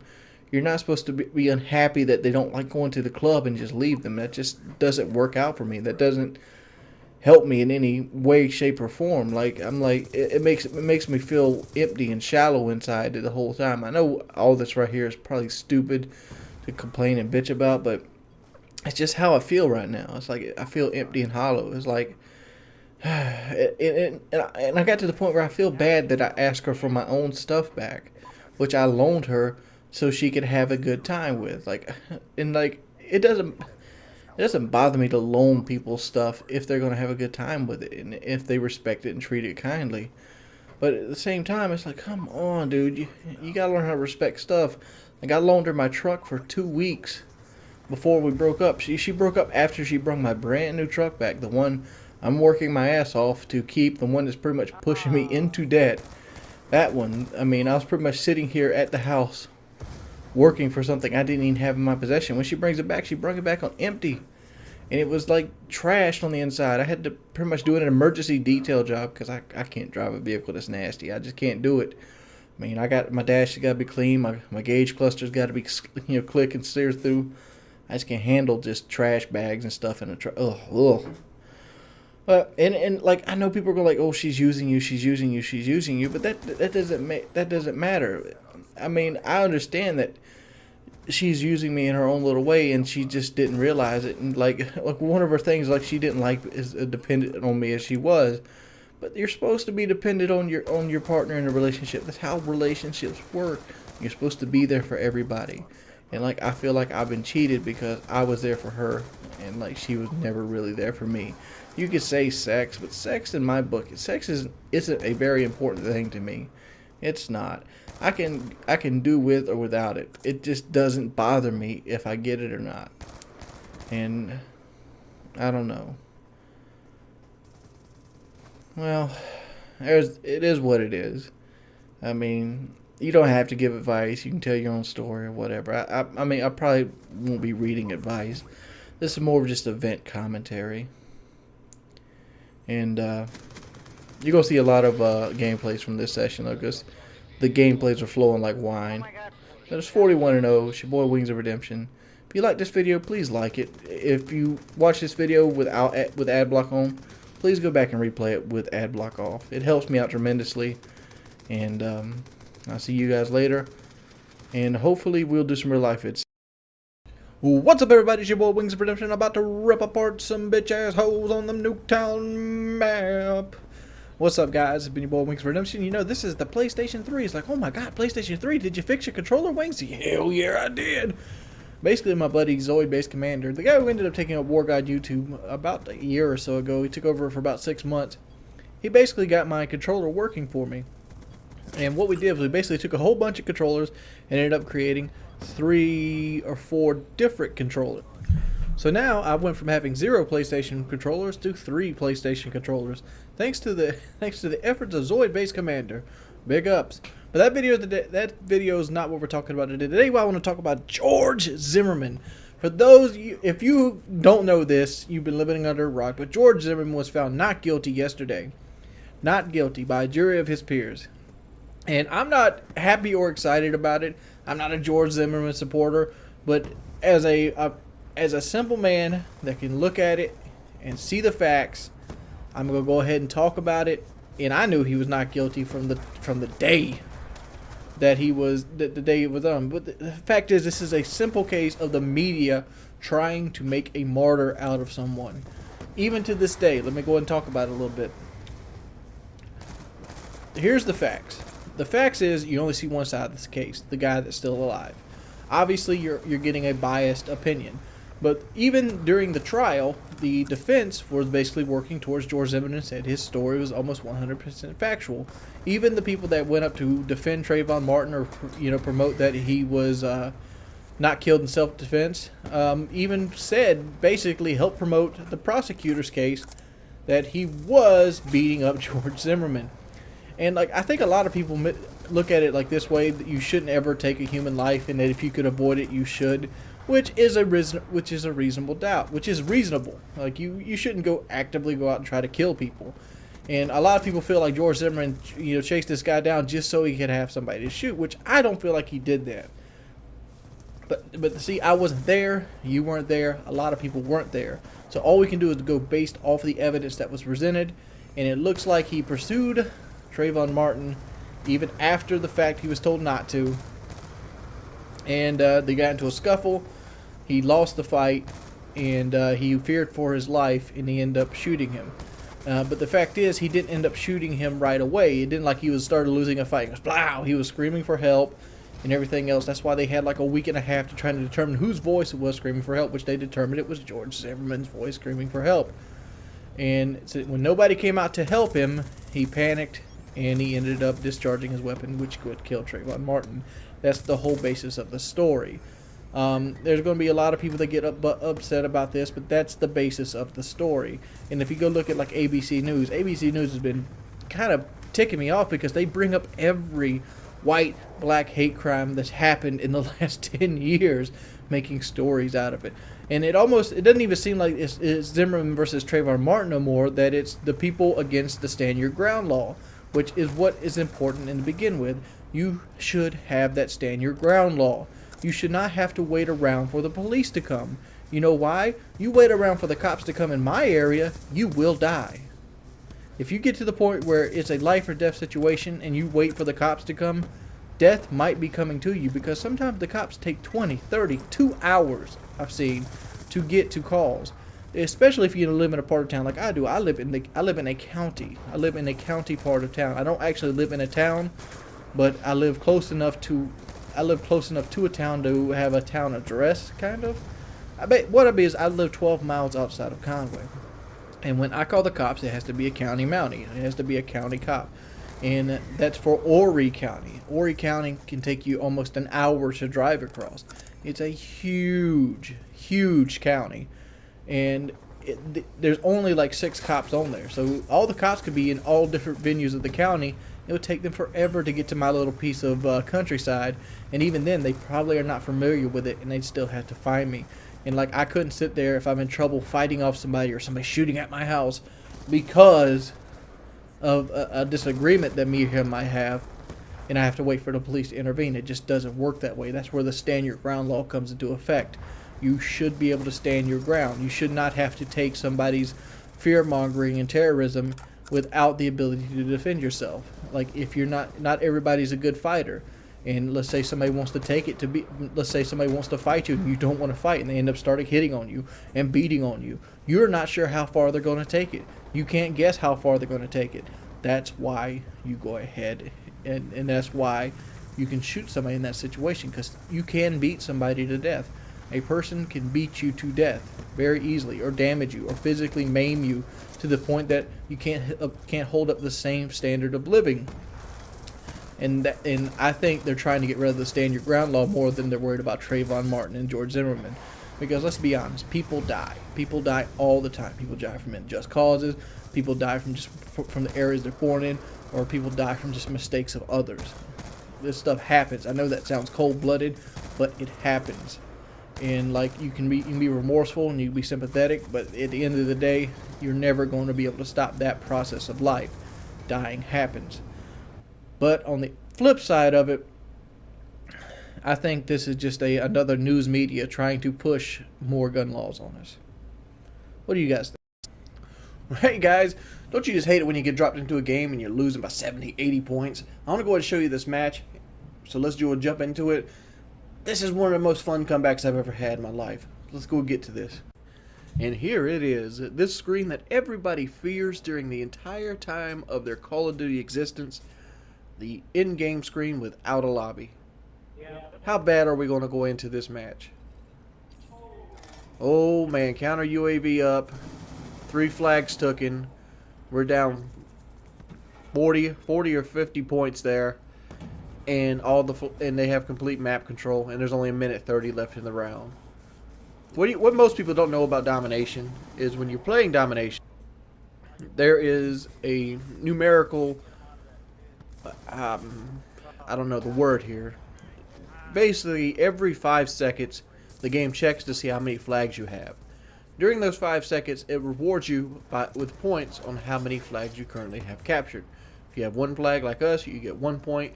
If you have 2 flags, you get 2 points. You have 3 flags, you get 3 points. And you kind of, that's the whole idea.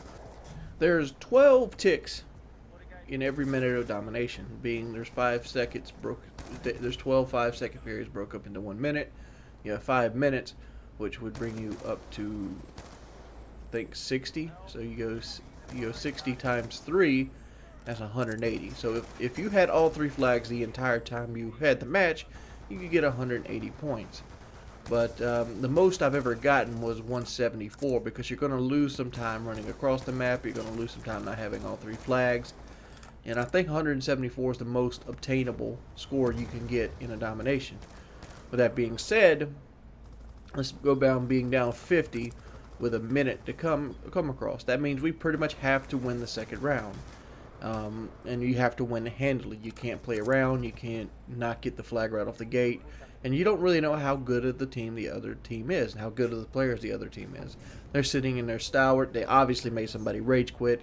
So you want to take them. You want to take them and you want to play them as hard as you humanly can. That's the whole idea of a comeback. You want to pull out the target finders. You want to pull out the FAL. You want to pull out the C4. You want to pull out the attack insert. Attack inserts are huge in this situation.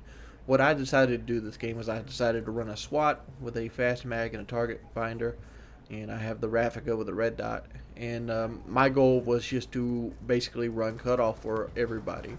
Like if you noticed, I spent most of my day across blue. I'm probably gonna go right back to blue, and I have a weapon that's very capable of doing blue. I threw the grenade and the Semtex and all onto the B flag, mainly because I was hoping they'd rush it just like they did. Boom, my kill streaks are up. There's Wally. Let's throw Wally over the wall. I want Wally right there on the B flag, so they have to deal with him when they're contesting. And there's a VSAT. VSATs are all powerful, all godly, all human.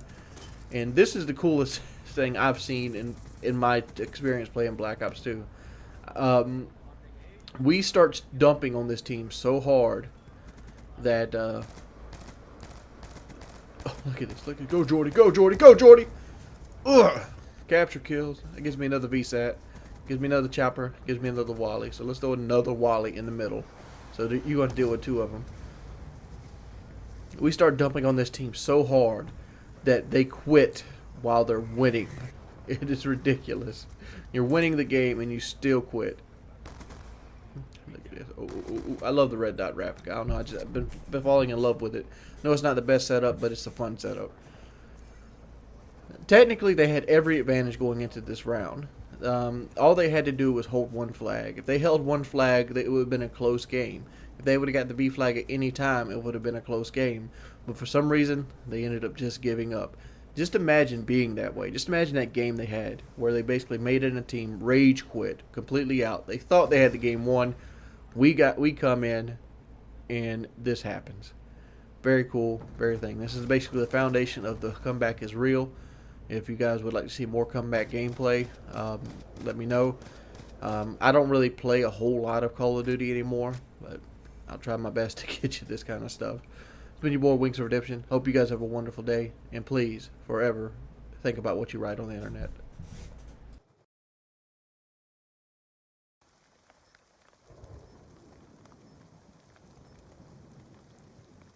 Capture the objective.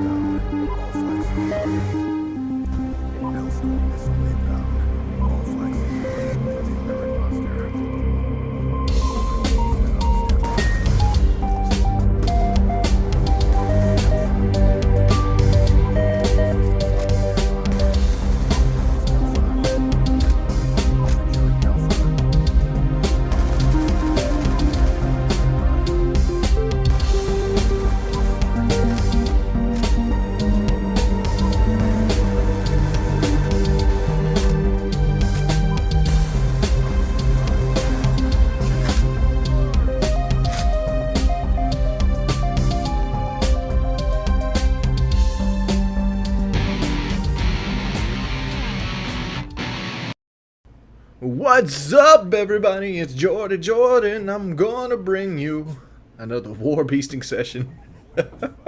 War beasting! You know a game is jump the shark when you have to change pub stomping to war beasting. No offense, Redneck, but that's a very silly term. Look at that. Look at that. Woo! Almost a Wally right off the gate. That's what I'm talking about, player. Oh man, guys, I've been really excited for my Final Fantasy VII Let's Play. Every day I wake up, I love reading the comments. And like every day so far, I've got more and more excited. Like the 1,000 likes that I usually want to see on my Let's Plays, they're coming like water. Like water, baby.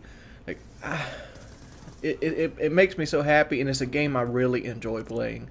Like, I'm never in a mood to be like, I guess I gotta go play Final Fantasy VII. It's like, fuck yeah, I get to go play some Final Fantasy VII. And like, if you haven't watched the Final Fantasy VII Let's Play yet, you really should just give it a chance. I know a lot of people don't like it because it's maybe a game before your time, or maybe you don't like the graphics. That's why I kind of played the PC version to clean it up as much as possible, because the PlayStation version hasn't it hasn't aged well, let's put it that way. But it's a very fun series, and you'll see a lot of my childhood, a lot of childhood stories in it, and you'll get a lot more fan interaction on videos like that than you will in a video like this, because this is Call of Duty, and even though I like Call of Duty is fun in small samples. Like just the other day, me and Magmar and Chaos Math and Stan were playing. That's the usual guys I run with. If I get on, it's usually because they're on, and we go and play. I used to play a lot with like people off Twitter and stuff like that, but once you run out of levels and stuff to do, you kind of lose the whole passion for playing. But like hell, I'm almost 100,000 kills into Black Ops 2, and I play Black Ops 2 a lot more than I play Modern Warfare 2. So Call of Duty didn't get worse. Call of Duty got better from Modern Warfare 3 to Black Ops 2. I mean, some people will disagree with me there, but I think so. But on the other flip side of it, I forgot what I was talking about. Oh yeah, I'm just gonna leave that shit in there. War beasting. What I was talking about is how Call of Duty was fun in small samples. Like, coming back on a team, being down. Like, for example, last night we were playing. Well, I dipped out early because Cove pissed me off. Don't like the map Cove whatsoever. It's just one of those maps when you have all three flags, it's very hard to read the spawns without the Blackbird. And if you have all three flags without the Blackbird, you're getting shot in your back. It's frustrating. But Magmar and Chaos Math, they joined the game after that, and I went and played baseball or something. I went and did something I actually wanted to do, and they played a kill confirm game, and they came in 50 tags down, and they ended up coming back and winning it. I love those moments. I was happy. I was listening to it on my headset because we were talking on Skype. And I was excited. It was like listening to like a World Series baseball game in the car or something like that, and you really want your team to win, and you're listening to the thing unfold in the action, and like that's Call of Duty. That's the Call of Duty that makes you smile. That's where you feel good about yourself, and that's what they try to create for everybody. That sense of, you know, I can beast on kids. Like let's say these people I'm playing right here, for example. Obviously they're not at the skill level that I'm at when we're playing, because I'm just walking all over them. I have every advantage in the game against them, but they play this game and they continue to play this game because they themselves have that advantage over somebody else. There's always a worse player, unless you actually are the bottom of the pile. I mean, I've seen a couple guys that could fit that demographic of being the bottom of the pile. But Call of Duty is so random, and it's slowly gotten more and more random, to the fact that the worst player, there's always going to be a worse player, and even a bad player can have a good game, and that's what they're hoping for. That's what clinches. That's what gets people going. Whereas like World at War, you pretty much had to stay away from the good players. Like here, you can always challenge a good player. In World at War, a good player, you just try to avoid him, because you could kind of tell the guy that was really the try-hard good player, because he always had that MP40 Juggernaut steady aim, and it would always come at you like that, and it's like, oh. You guys remember the MP4 Juggernaut steady aim? I'm reminiscing right now, thinking back to my PS3 days, and I'd play a lot of Search and Destroy. And I remember the Turtle Beach PX21, or was it? No, it was the X21s or PSX21s. I don't know, the very first variation of them. And this was before PlayStation had gotten the idea of sound whoring. Sound whoring had been around on Xbox for about a year before, but PlayStation didn't get an actual headset till like 6 to 9 months after the Xbox got one. But I was, as a guy that wanted to be better and better and better, I was in that stage of my Call of Duty gaming career. Well, I called it career, but my Call of Duty gaming experience that I really wanted to do better. I wanted to get better. I wanted to be the best player I could possibly be. And so I was out there looking for ways to get this headset advantage on the PlayStation. So I'd buy all these little things. But I eventually got I pre-ordered the very first PlayStation, the PlayStation 3 only Turtle Beach headset. And like I got it, and like my friends didn't know what the fuck to do. They were running around with their Juggernaut. They were running around with their steady aim, and I was just shitting on them because I was always ready for them. And like it took about a year, but I ended up enlightening them all to sound whoring over the steady aim thing. And like that was the advantage that YouTube gave to me before I got on YouTube itself. And that was the advantage I hope to bring to YouTube when I created my own YouTube channel, showing the little tips and tricks and everything else. But that was World at War, and that was a game I fucking loved. I had 200,000 kills in World at War. Played the dog shit out of the game. I knew every tip, every trick, every head glitch, every counter spot, every maneuver of every map in World at War. I was literally a World at War guru. And like people to this day, like Thunder, he'll even admit that I'm probably the best World at War player he's ever played with.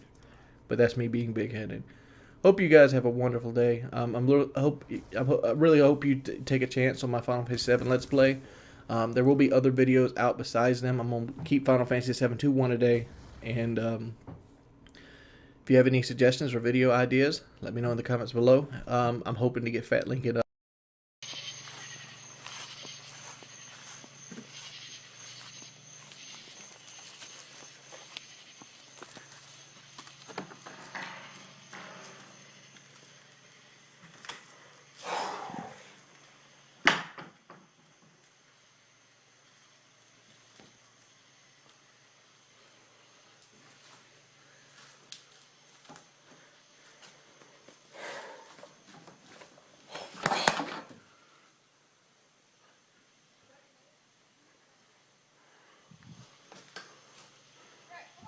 Wait.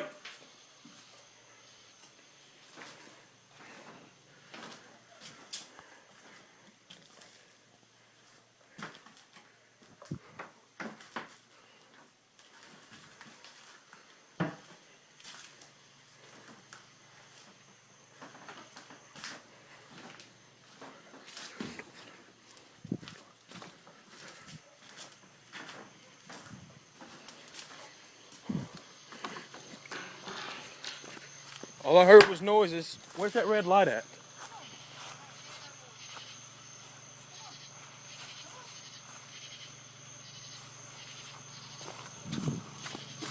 The red light just turned back on time I got out of the house. No, it's off.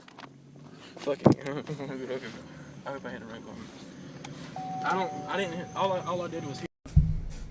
Hello guys, it's your boy WingsofRedemption, and we're going to be slowly going through the video of, well, I'm not going to go through it in its entirety, but I'm going to take snippets out and actually show you some of the things and kind of talk over them.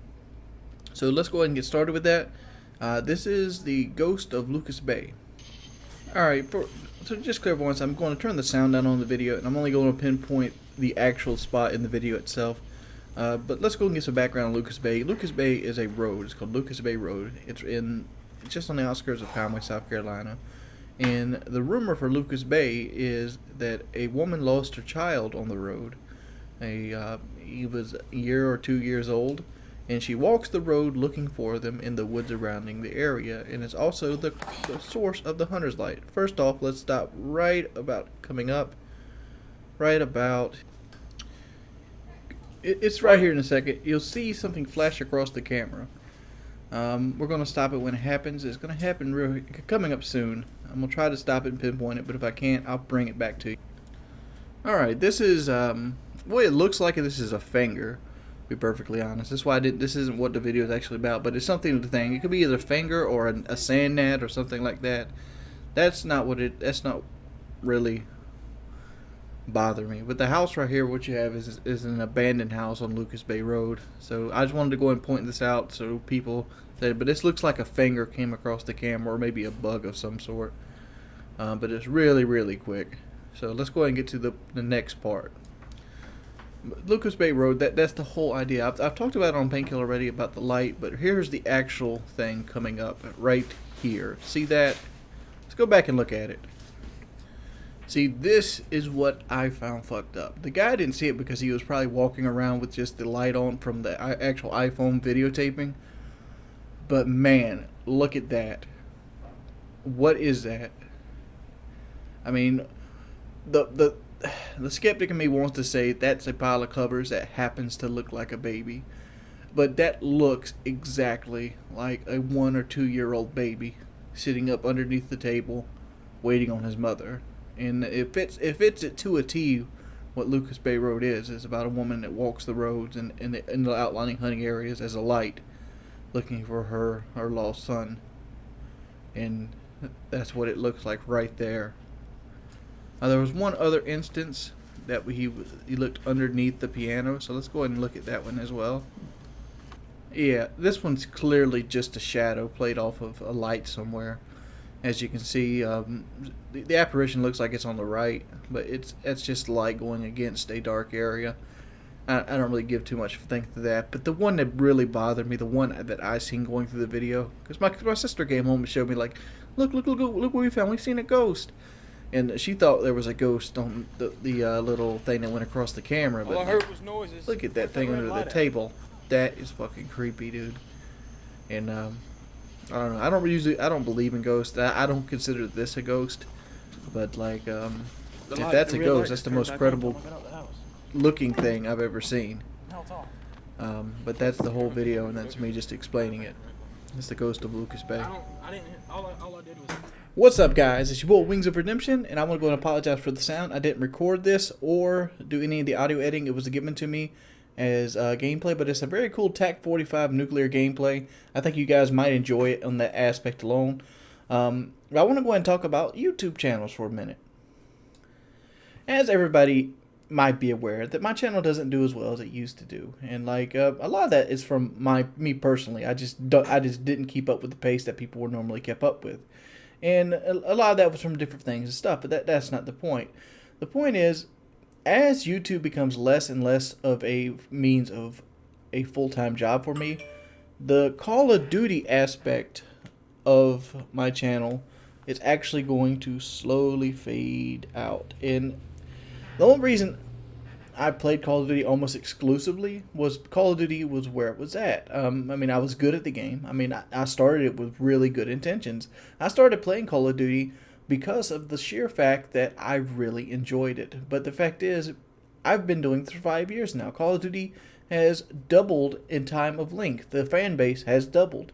There are thousands upon thousands of good people out there that are just excel at gameplay videos. That is not me anymore. I don't have the passion or strive to become this massive beast at Call of Duty, and I don't have the connection capable with the new LagCom systems to be that massive beast.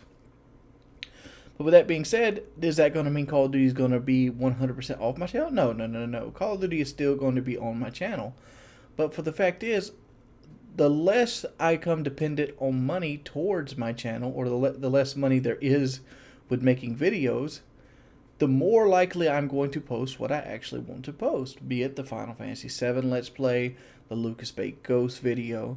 And it bothers me the most is when people ask for a certain type of video and expect me to do it. No. One thing I've never done is I've never ran my channel like a business. I've ran my channel like a YouTube channel. My channel has flaws, my channel has hiccups, my channel has stuff you disagree with. But at the end of the day, I can still say my channel is my channel. It's not a channel derived for the means of making people subscribe to it. And I don't make videos for subscribers, and that's one of the main problems that I have with YouTube is I don't make subscriber based videos. Somebody like Drifter with his gunplay series, somebody like Woody with all his series. Those are channels that you subscribe to in and out. If I was to become successful, it would be more like a PewDiePie success. PewDiePie doesn't really have series. He has games that he plays, but he doesn't really have series. And that's the channel I strive to be. I strive to be somebody that can upload anything I want at any time I want. And the people that come to my channel and want to watch it consistently are people that come to the channel for me and my interest, or maybe the interest in that game alone. And that's diversity. That's what it is. I mean, like, running a YouTube channel that's strictly one game is monotonous. If you don't understand how hard it is to run a channel successfully based off gameplay, let me go ahead and throw something out here for you. When I played my channel based off gameplay, this was in Modern Warfare 2. I was destined to be the best. If I missed one too many shots, I was upset at myself. My accuracy was 37% in Modern Warfare 2. I strived to beat all others. That's why I was so confident, so violent. And you know what? Those were the worst times in my life. I was unhappy. I was constantly getting mad at people. And it took me years to lose that video game rage. I still have it to this day in short spurts. And that's why you still see people like... That's why you still see me break controllers from time to time. And the only game I've ever broken a controller on is Call of Duty. It's the only game that gets me upset the way I get upset when I play it. And like, you can ask my real life friends like Stan. I don't know if you guys know who Stan is, but he's FPS hillbilly. You'll see him in videos from time to time. He says I change personalities when I play Call of Duty. I am a demon, and just a competitive side that just isn't there in real life comes out. I am one of the coolest people you'll ever hang with in real life. I like to joke on people. I like to motivate you. I'm forward going. And everybody who's ever met me in real life will know that the Call of Duty persona is just not me. And I know a lot of people liked that person that just didn't give a shit, didn't take no shit, always proved he was better than them. People loved that aspect of me in Modern Warfare 2. That's why I got big in Modern Warfare 2. But at the end of the day, it's not something that you can uphold and continue on forever. If you base your channel around being that kind of person, there's only one outcome, and that outcome is failure. And the reason that is because it's just a formula that's built to self-destruct on itself. You can't always be the best. You can't win at every game that you ever play. And to think that you could, or to think that you can always be on top, is just an effort of futility. Because somebody better is going to come along than you. Somebody that's a little bit more motivated. Somebody that has a little quicker shot. And there really is nothing at the top. If you're the best player in Call of Duty, there's really very little that you get from it. You get a small amount of praise. But let's look at the Chicago Cubs and the Mets, for example. The Mets lost their whole time. They've had a losing season, but they still have fans. The Cubs are called the lovable losers. People like to see people that they can relate to more than they see that are beasts. Is it cool to be considered the best player in Call of Duty? Yeah, that would be cool. But is it give you any kind of prestige? No. I'd rather be a white boy 7th Street than I ever would rather be Optic Scumpy. And look at the subscriber differences. Not to say Scumpy's a bad person. Scumpy is considered the best player in Call of Duty for a long time. But White Boy has 2 million subs and Scumpy has like 20,000. Because White Boy is more... People can relate to White Boy quicker than they is. I'm trying to be myself. I'm trying to run my channel the way I feel like I'm having fun. And you really shouldn't try to dictate what people put out. But that is what it is. It's just my little rant video. It's your boy Wings of Redemption. I'm out of here. Hey guys, I'm going to apologize right now. It's just loud out here. That's all that is. But it's the best place for lighting that I have. So we're going to have to deal with that for a little bit. Hopefully this mic...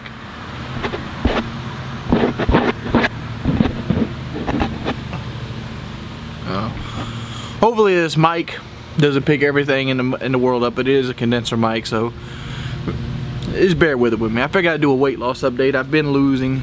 I feel like I'm losing weight. I haven't really been able to tell yet. I ordered a scale, but the scale's on back order for 2 weeks. I got one off Amazon. So the scale should come in. I'm looking for it any day at this point, so I can start keeping track of the scale and things like that. Just some updates in my life. Loving the Final Fantasy VII Let's Play. I've had some really cool ideas I'm gonna try to implement on the one coming up. Hopefully you guys like. If you haven't checked it out yet, you really should. Even if you've never played Final Fantasy VII, most people are scared that the fact that it has a 7 on it. Final Fantasy games all stand on their own. If you play Final Fantasy X, you can play Final Fantasy VII. They're two different games. The only things that they have in common are like chocobos and like the item system. I mean, and sometimes the battle system's somewhat the same, but the storylines are all different. They all pick up on the same area. Man, I really wish it wasn't as loud out here. Weight loss. I've had some bad days, I've had some good days. Trying to drink as much water as humanly possible and trying to eat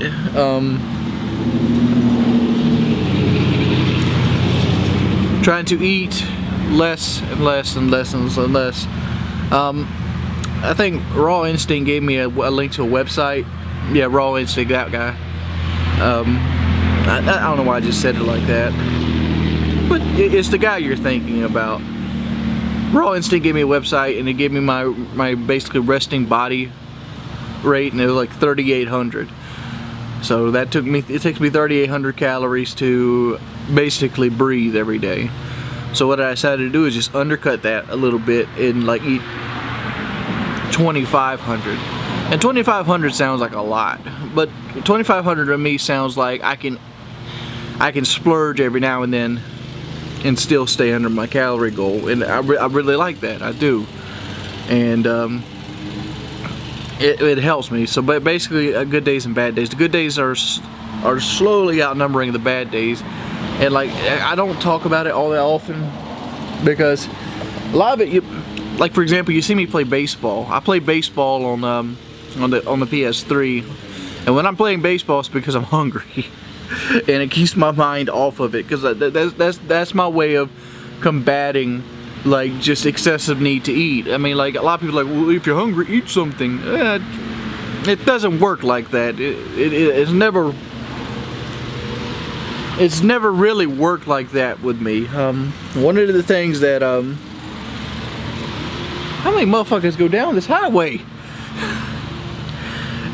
The way it is, I can eat a pizza, a full pizza, 12 slices, whatever it is, 8 to 12, and within an hour I'll be ready to eat again. I will be. So instead of eating again, not as I eat 12 slices of pizza, so instead of eating again, I'll pop in baseball and I'll try to wait 2 or 3 hours to eat again and just grind through the hunger pains. But gaming,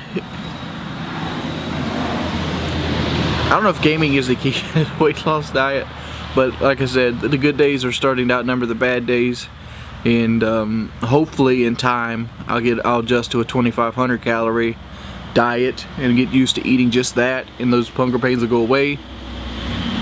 Now we got a big fucking truck.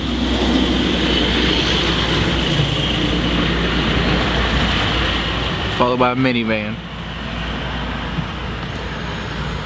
But hopefully it'll work out like that, and then I can go down to maybe undercut it 500 more calories to 2,000 a day. Get 2,000 a day is where I should be at. That's for a guy my size. If I want to be like, I don't know, 190, 200 pounds, 2,000 calories a day. This video is gonna suck so bad because of these damn cars. It is. I just didn't want to do it in the house, dudes. I mean, I really, my house has the shittiest lighting possible, and when I come outside, my videos look so much better. Oh, I've also found a channel that I really like. I'm not getting paid to promote this guy, but AC Music 7. You guys should check him out. The guy's got a voice of an angel. He does a lot of covers. If you want to, go to his video and ask him to do a cover of Hey Delilah for Wings. I'm all over the board here, but I'm also, I want to go back to that house on Lucas Bay and actually see what's under that fucking table. It's been your boy Wings of Redemption, and I'm Audi 5000. Well, what's up, guys? It's your boy Wings of Redemption, and I'm back. And let me just go move this camera over here. All right, I'm back. Let me go ahead and do a little.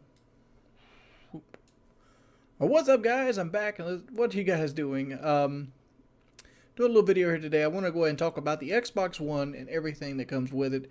Well, I won't talk about Xbox One versus PS4. I haven't really did any videos talking about the new consoles. And, you know, you see all these other commentators out there. Well, I don't even consider myself a commentator anymore. I mean, I don't really play COD.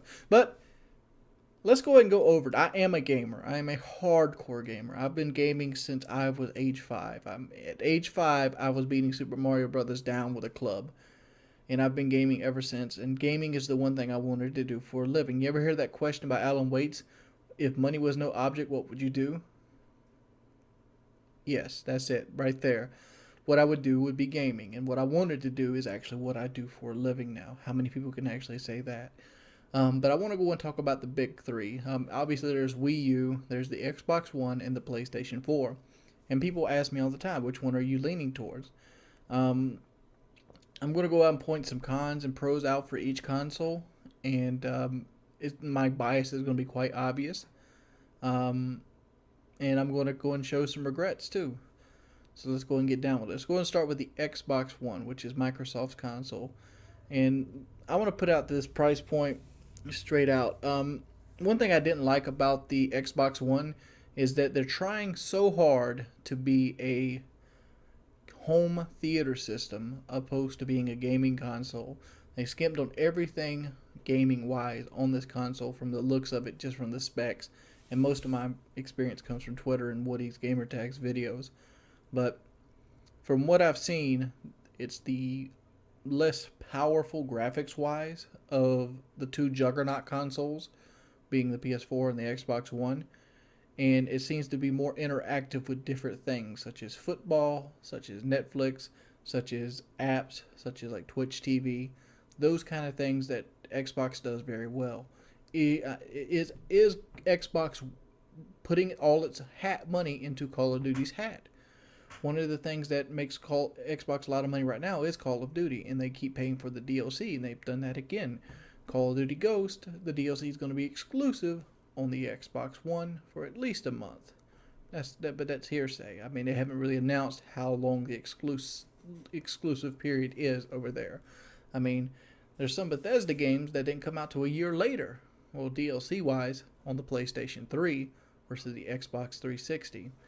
But I don't feel like the home theater move is a very good move for the Xbox One, because mainly there's consoles out there like the Roku that you can get for a fifth of the price.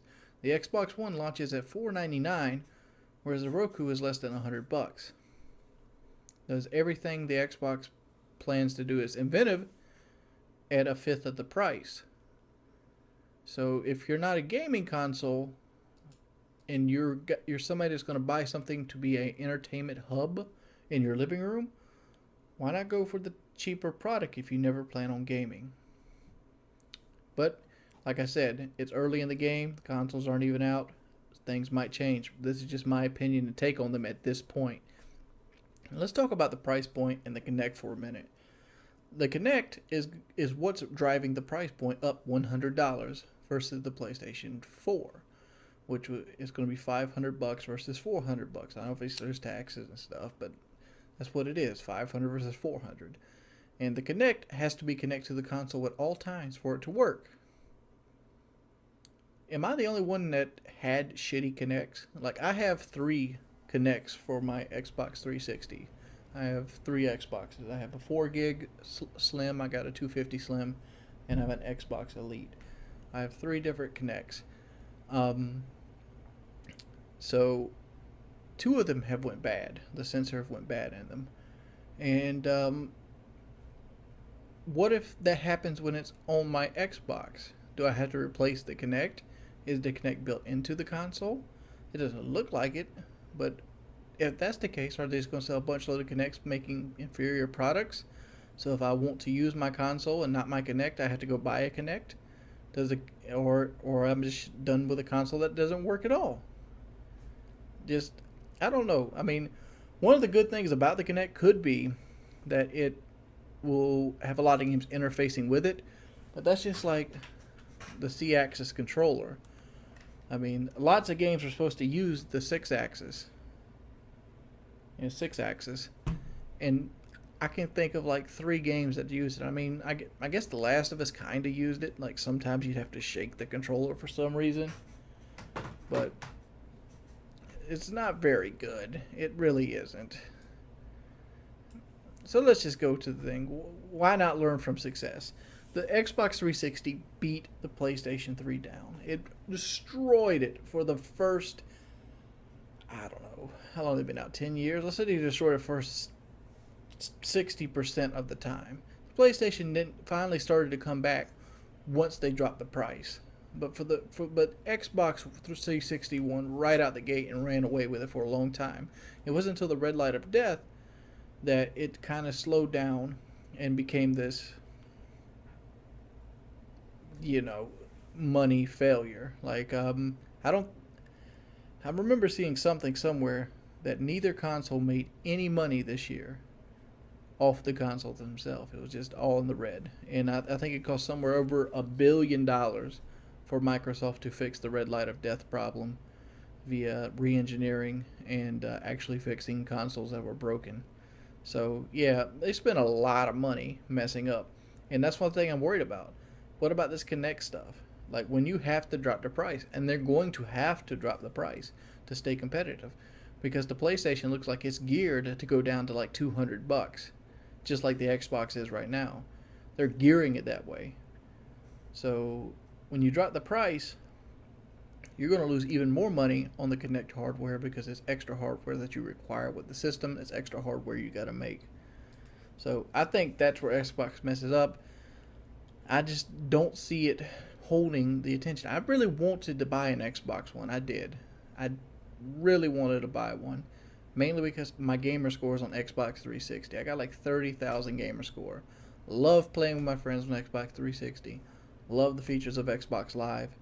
Loved, party chat. Xbox always led the way on this current generation, and it kind of sucks that they're trying to be this hybrid thing now. And a lot of this, and it looks like they're putting gaming on the, in the back row, which I think sucks. So, but let's just, this video is getting long-winded. Let's just jump down to the PS4, do the pros first. Cheaper console. It actually promotes gaming. I mean, when at the conference you didn't see football, NFL, watch TV on your Xbox. You've seen actual indie games. You've seen actual exclusive games. You've seen, footage of the gameplays themselves. That, and no restrictive use towards fans. One thing the Xbox fucked up on is they came out the gate with this restriction stuff. You got to have the internet. You can't borrow games. Your games got to be installed. Dude, people don't want to be handcuffed. They don't. And the PlayStation took advantage of this and ran with it.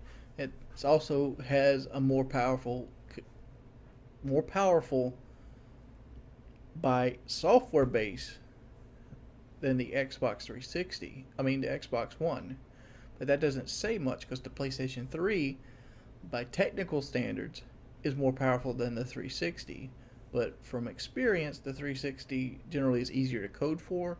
Thus, games look a little bit better on the 360. But that's from my experience personally. I have both consoles. I've played extensively use of both consoles. The cons of the PlayStation 4 will change. They will start charging for the PlayStation Network. From what I've read from the PlayStation blog, this is from the blog, I don't know if they've changed it by the time you read this video, that PlayStation Network now will be just like Xbox Live. You can play single player games all you want. You can chat with your friends all you want. But to play multiplayer version on PlayStation Network, you will have to buy PlayStation Plus. And that's going to lose some people. And I think this is a good thing in the long run because it allows them to pay for more security, it allows them to pay for admins, it allows them to integrate new dashboards and features. Because one of the things I hated about the PlayStation 3 was its XMB never changed. I think there was one major change to the XMB during its entire lifespan of 10 years, and that was to be able to add friends outside while playing a game. I remember when I first bought it. I bought a PlayStation 3. First day it came out, like $700 with a warranty. It was like $715 getting out the gate, and I got MotorStorm with it, and bought and I think it was like $600. I think I bought MotorStorm and I bought Call of Duty 4, and it ended up being like $700 after everything was said and done.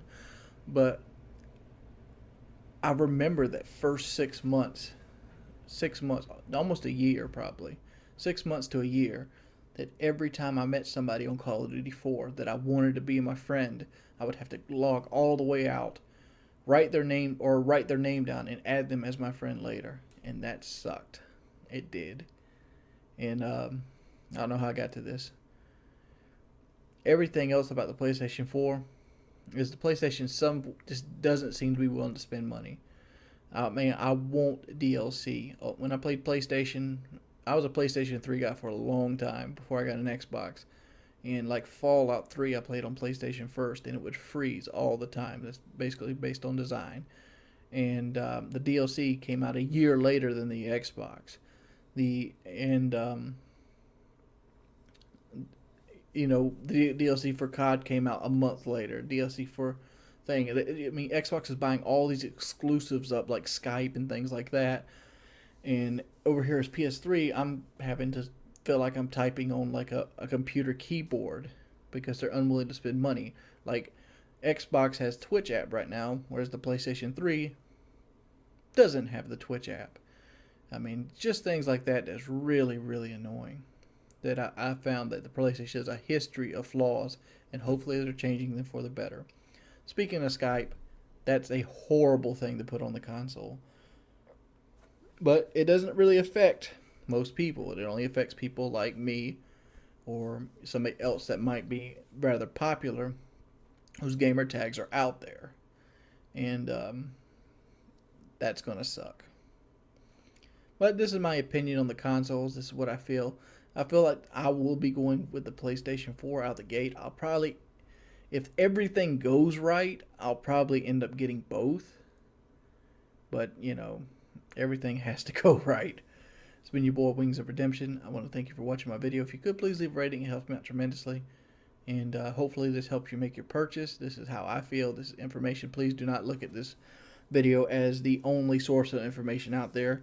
As always, take everything I say with a grain of salt, as you should anybody that you look onto the internet, and do your own research. Peace, people.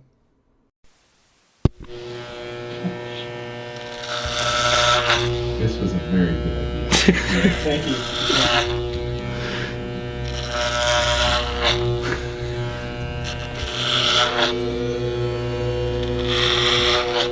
These are the voyages of the Starship Enterprise. Its continuing mission to explore strange new worlds and seek out new civilizations. You so really can't reach. To boldly go where no man has gone before. Much better. Oh, I'm sorry, no one has gone before. That's a second. The greatest one ever. That's what Kirby's talking about. Especially men that travel from planet to planet and talk for the greatest. And? He did it fabulously. You're starting to look like Les Stroud now. Yeah, he's getting a little less sad than little. He's more aggressive on the sides. Looks really good. Can I see what you got so far? Alright, hold on, babe. Stop. It's an aggressive too, my friend. Wow. There's nothing there with it too. There's an aggressive too. Oh. Hold on, hello. It is like so misshapen right now. A good close up of this guy's face for the thumbnail.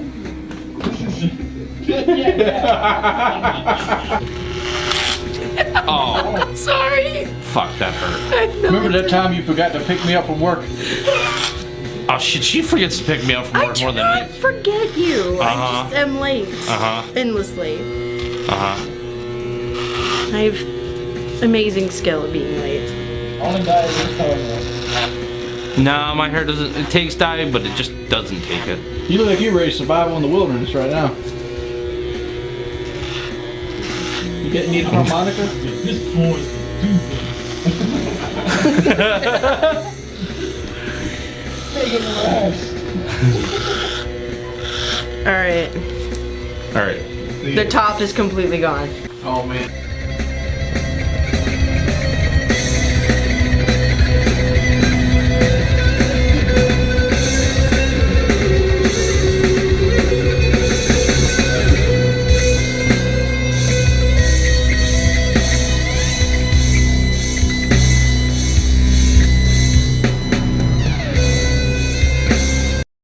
What's up, everybody? It's your boy Wings of Redemption, and I figured I'd just do a standard gameplay commentary here for you. It's been a while since I actually did one. And I want to talk about people.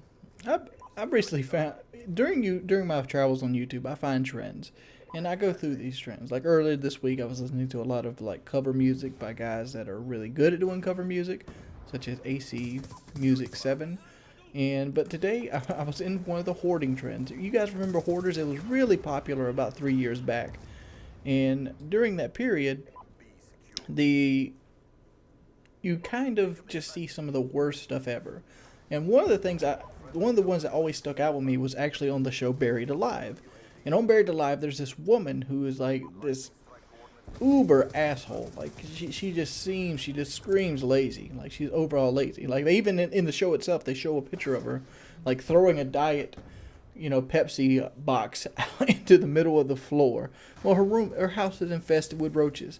I am terrified of roaches. I am so terrified of roaches. It is ridiculous. And it's one of the things that I fear in life. I really do fear roaches.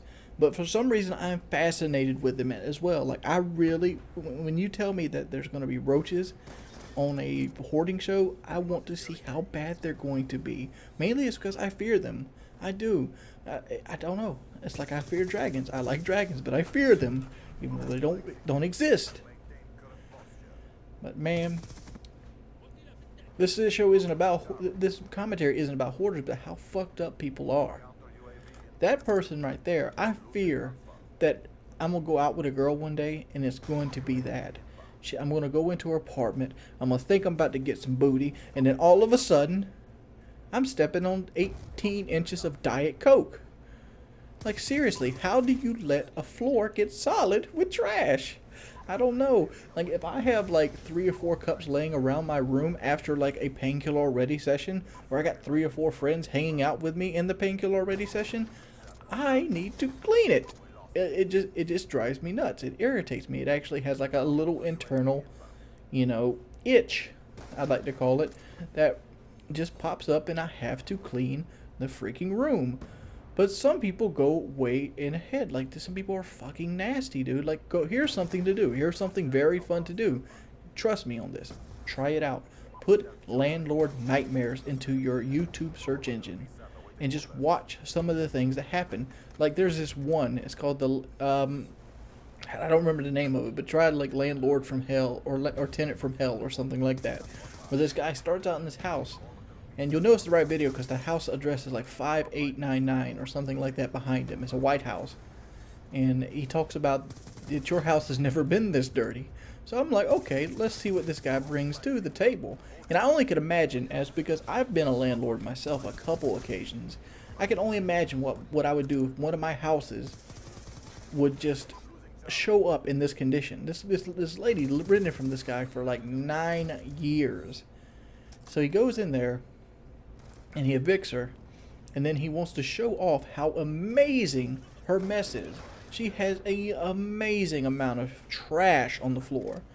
Literally, from opening the door, there's a step up onto Diet Pepsi bottles.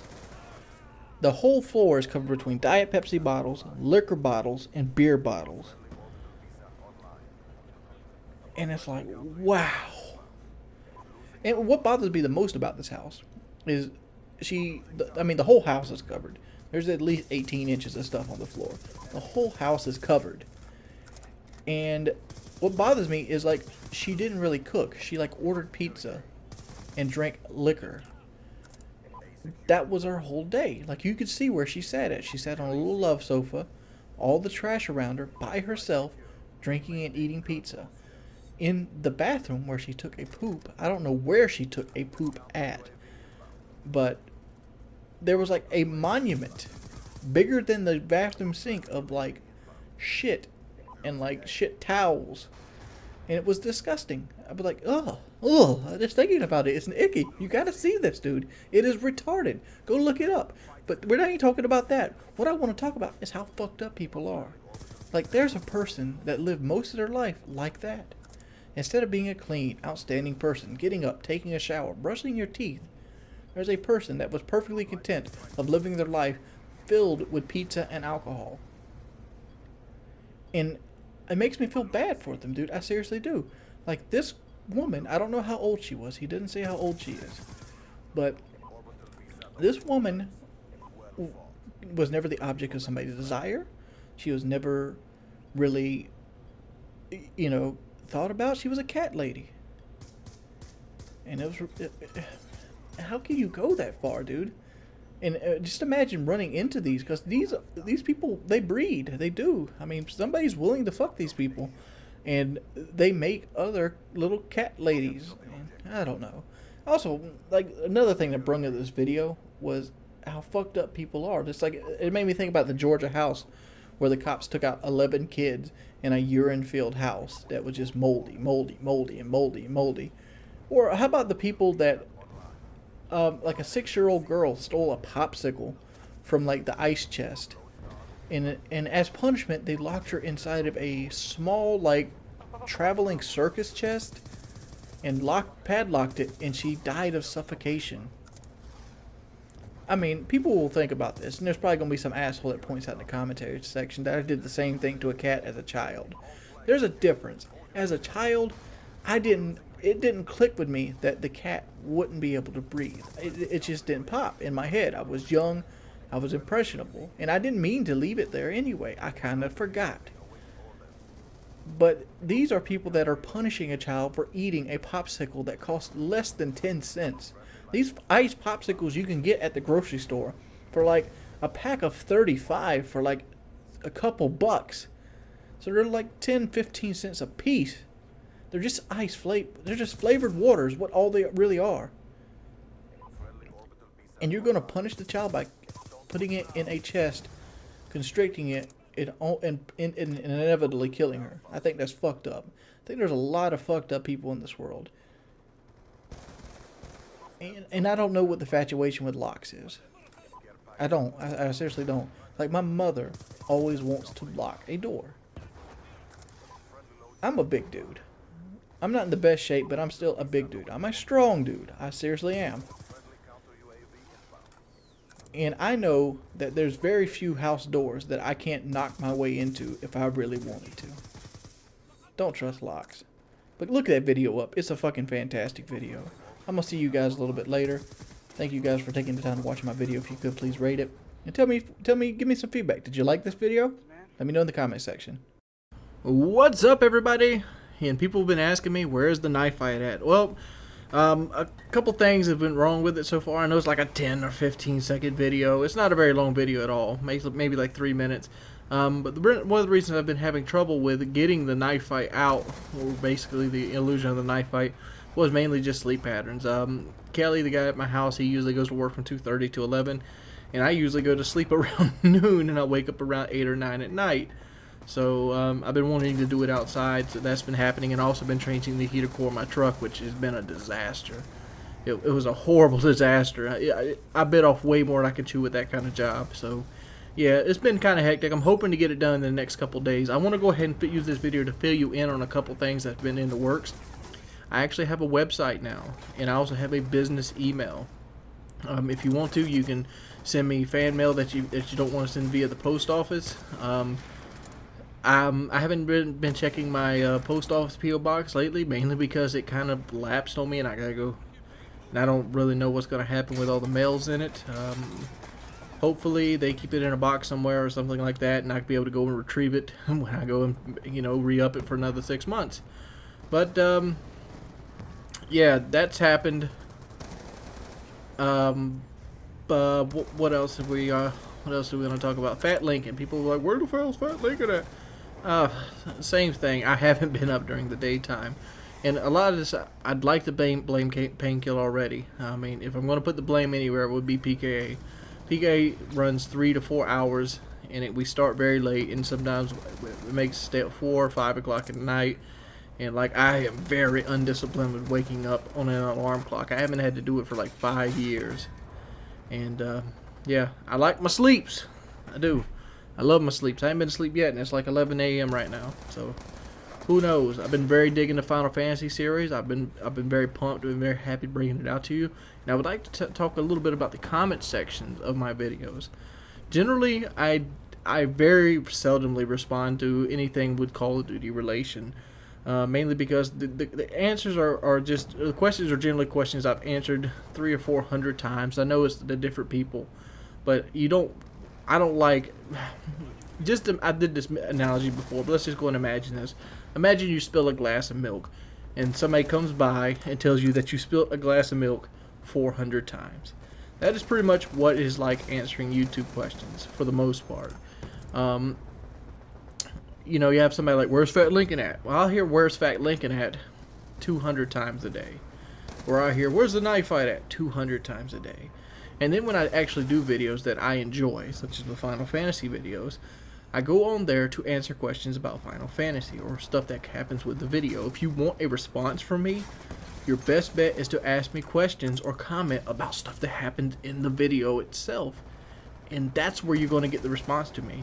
If you want to ask me how my weight is doing, I'm going to ignore you. I mean, it's not because I want to be this evil, vindictive person. It's just because I don't want to answer 400 people individually.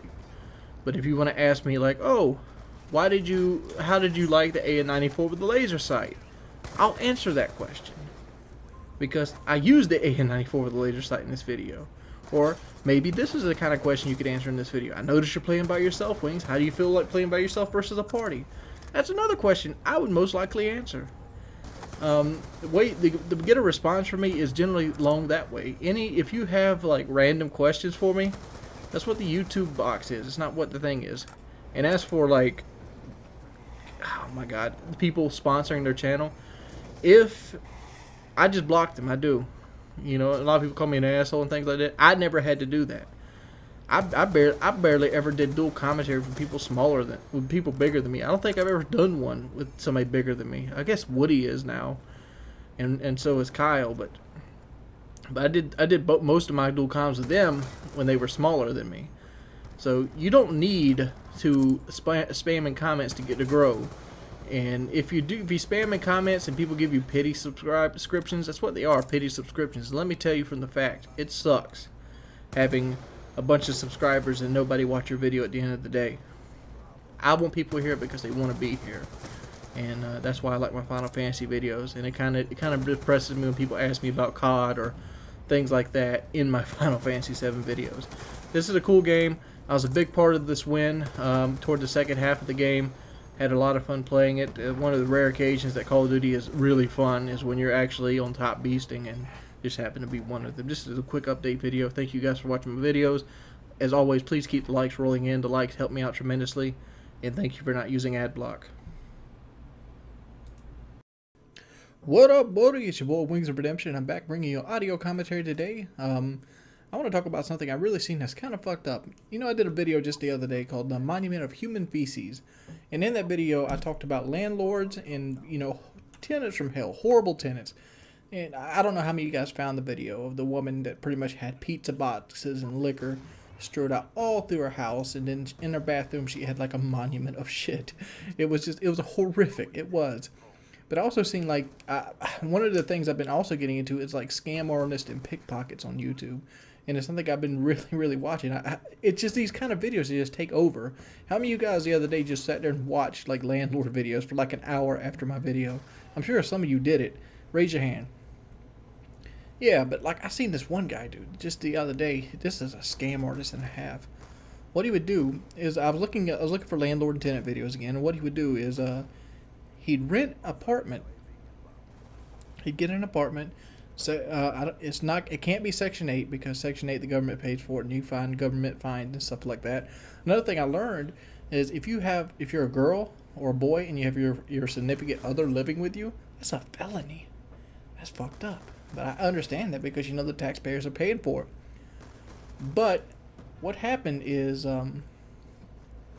this guy would rent from somebody. They'd have a house or something like that, and he'd always rent near a college. He'd go town to town renting near college, and he'd have like 4 or 5 of them running at a time.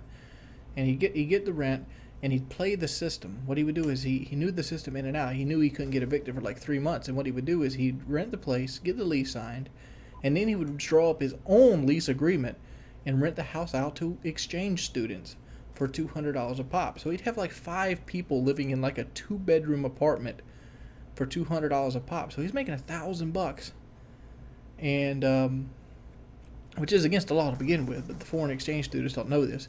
So he's making $1,000, and he's pocketing it all because he's going to make them evict him.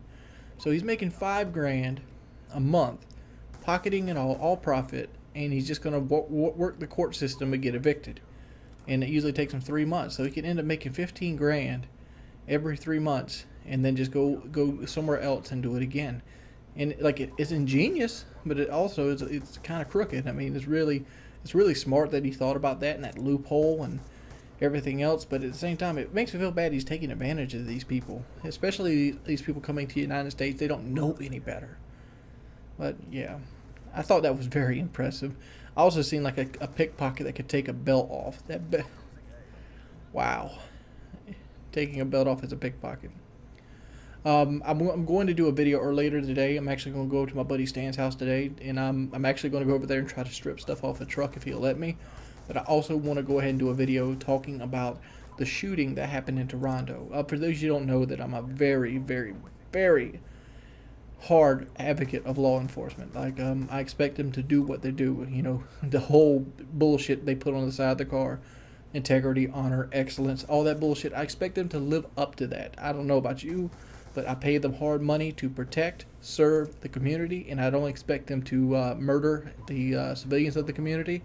I don't expect them to unlawfully put them in thing. And I know it's against the law. I also disagree with putting people in jail for what kind of plant life they have on their current person. Is it really worth throwing people in jail over having, small amounts of marijuana on them? I mean, if you're going to throw somebody in jail, throw somebody that's trafficking in jail. Don't fucking hit a fine because they can hit a fine. It's like the stupid motorist law. I mean, that bus that went off the edge. There's a bus that drove through the desert and happened to drive into a flash flood zone. And they hit that motherfucker with 2 tickets. They hit him with the stupid motorist ticket and a reckless driving ticket. But nobody got hurt, but they wanted to charge him over $2,000 because that's how much it took to rescue people in the flash flood area. But there was no barricades up. But the law doesn't say there has to be barricades. So that seems like a bullshit ticket they can write you. It's like too fast for conditions. You weren't there to see how fast I was going. There was no way you could judge how fast I was going, but you can write me a ticket stating I was going too fast. If that's the case, everybody's too fast for conditions because it's a bullshit ticket. It's just like disorderly conduct. What is orderly? I mean, what is the desire to be orderly?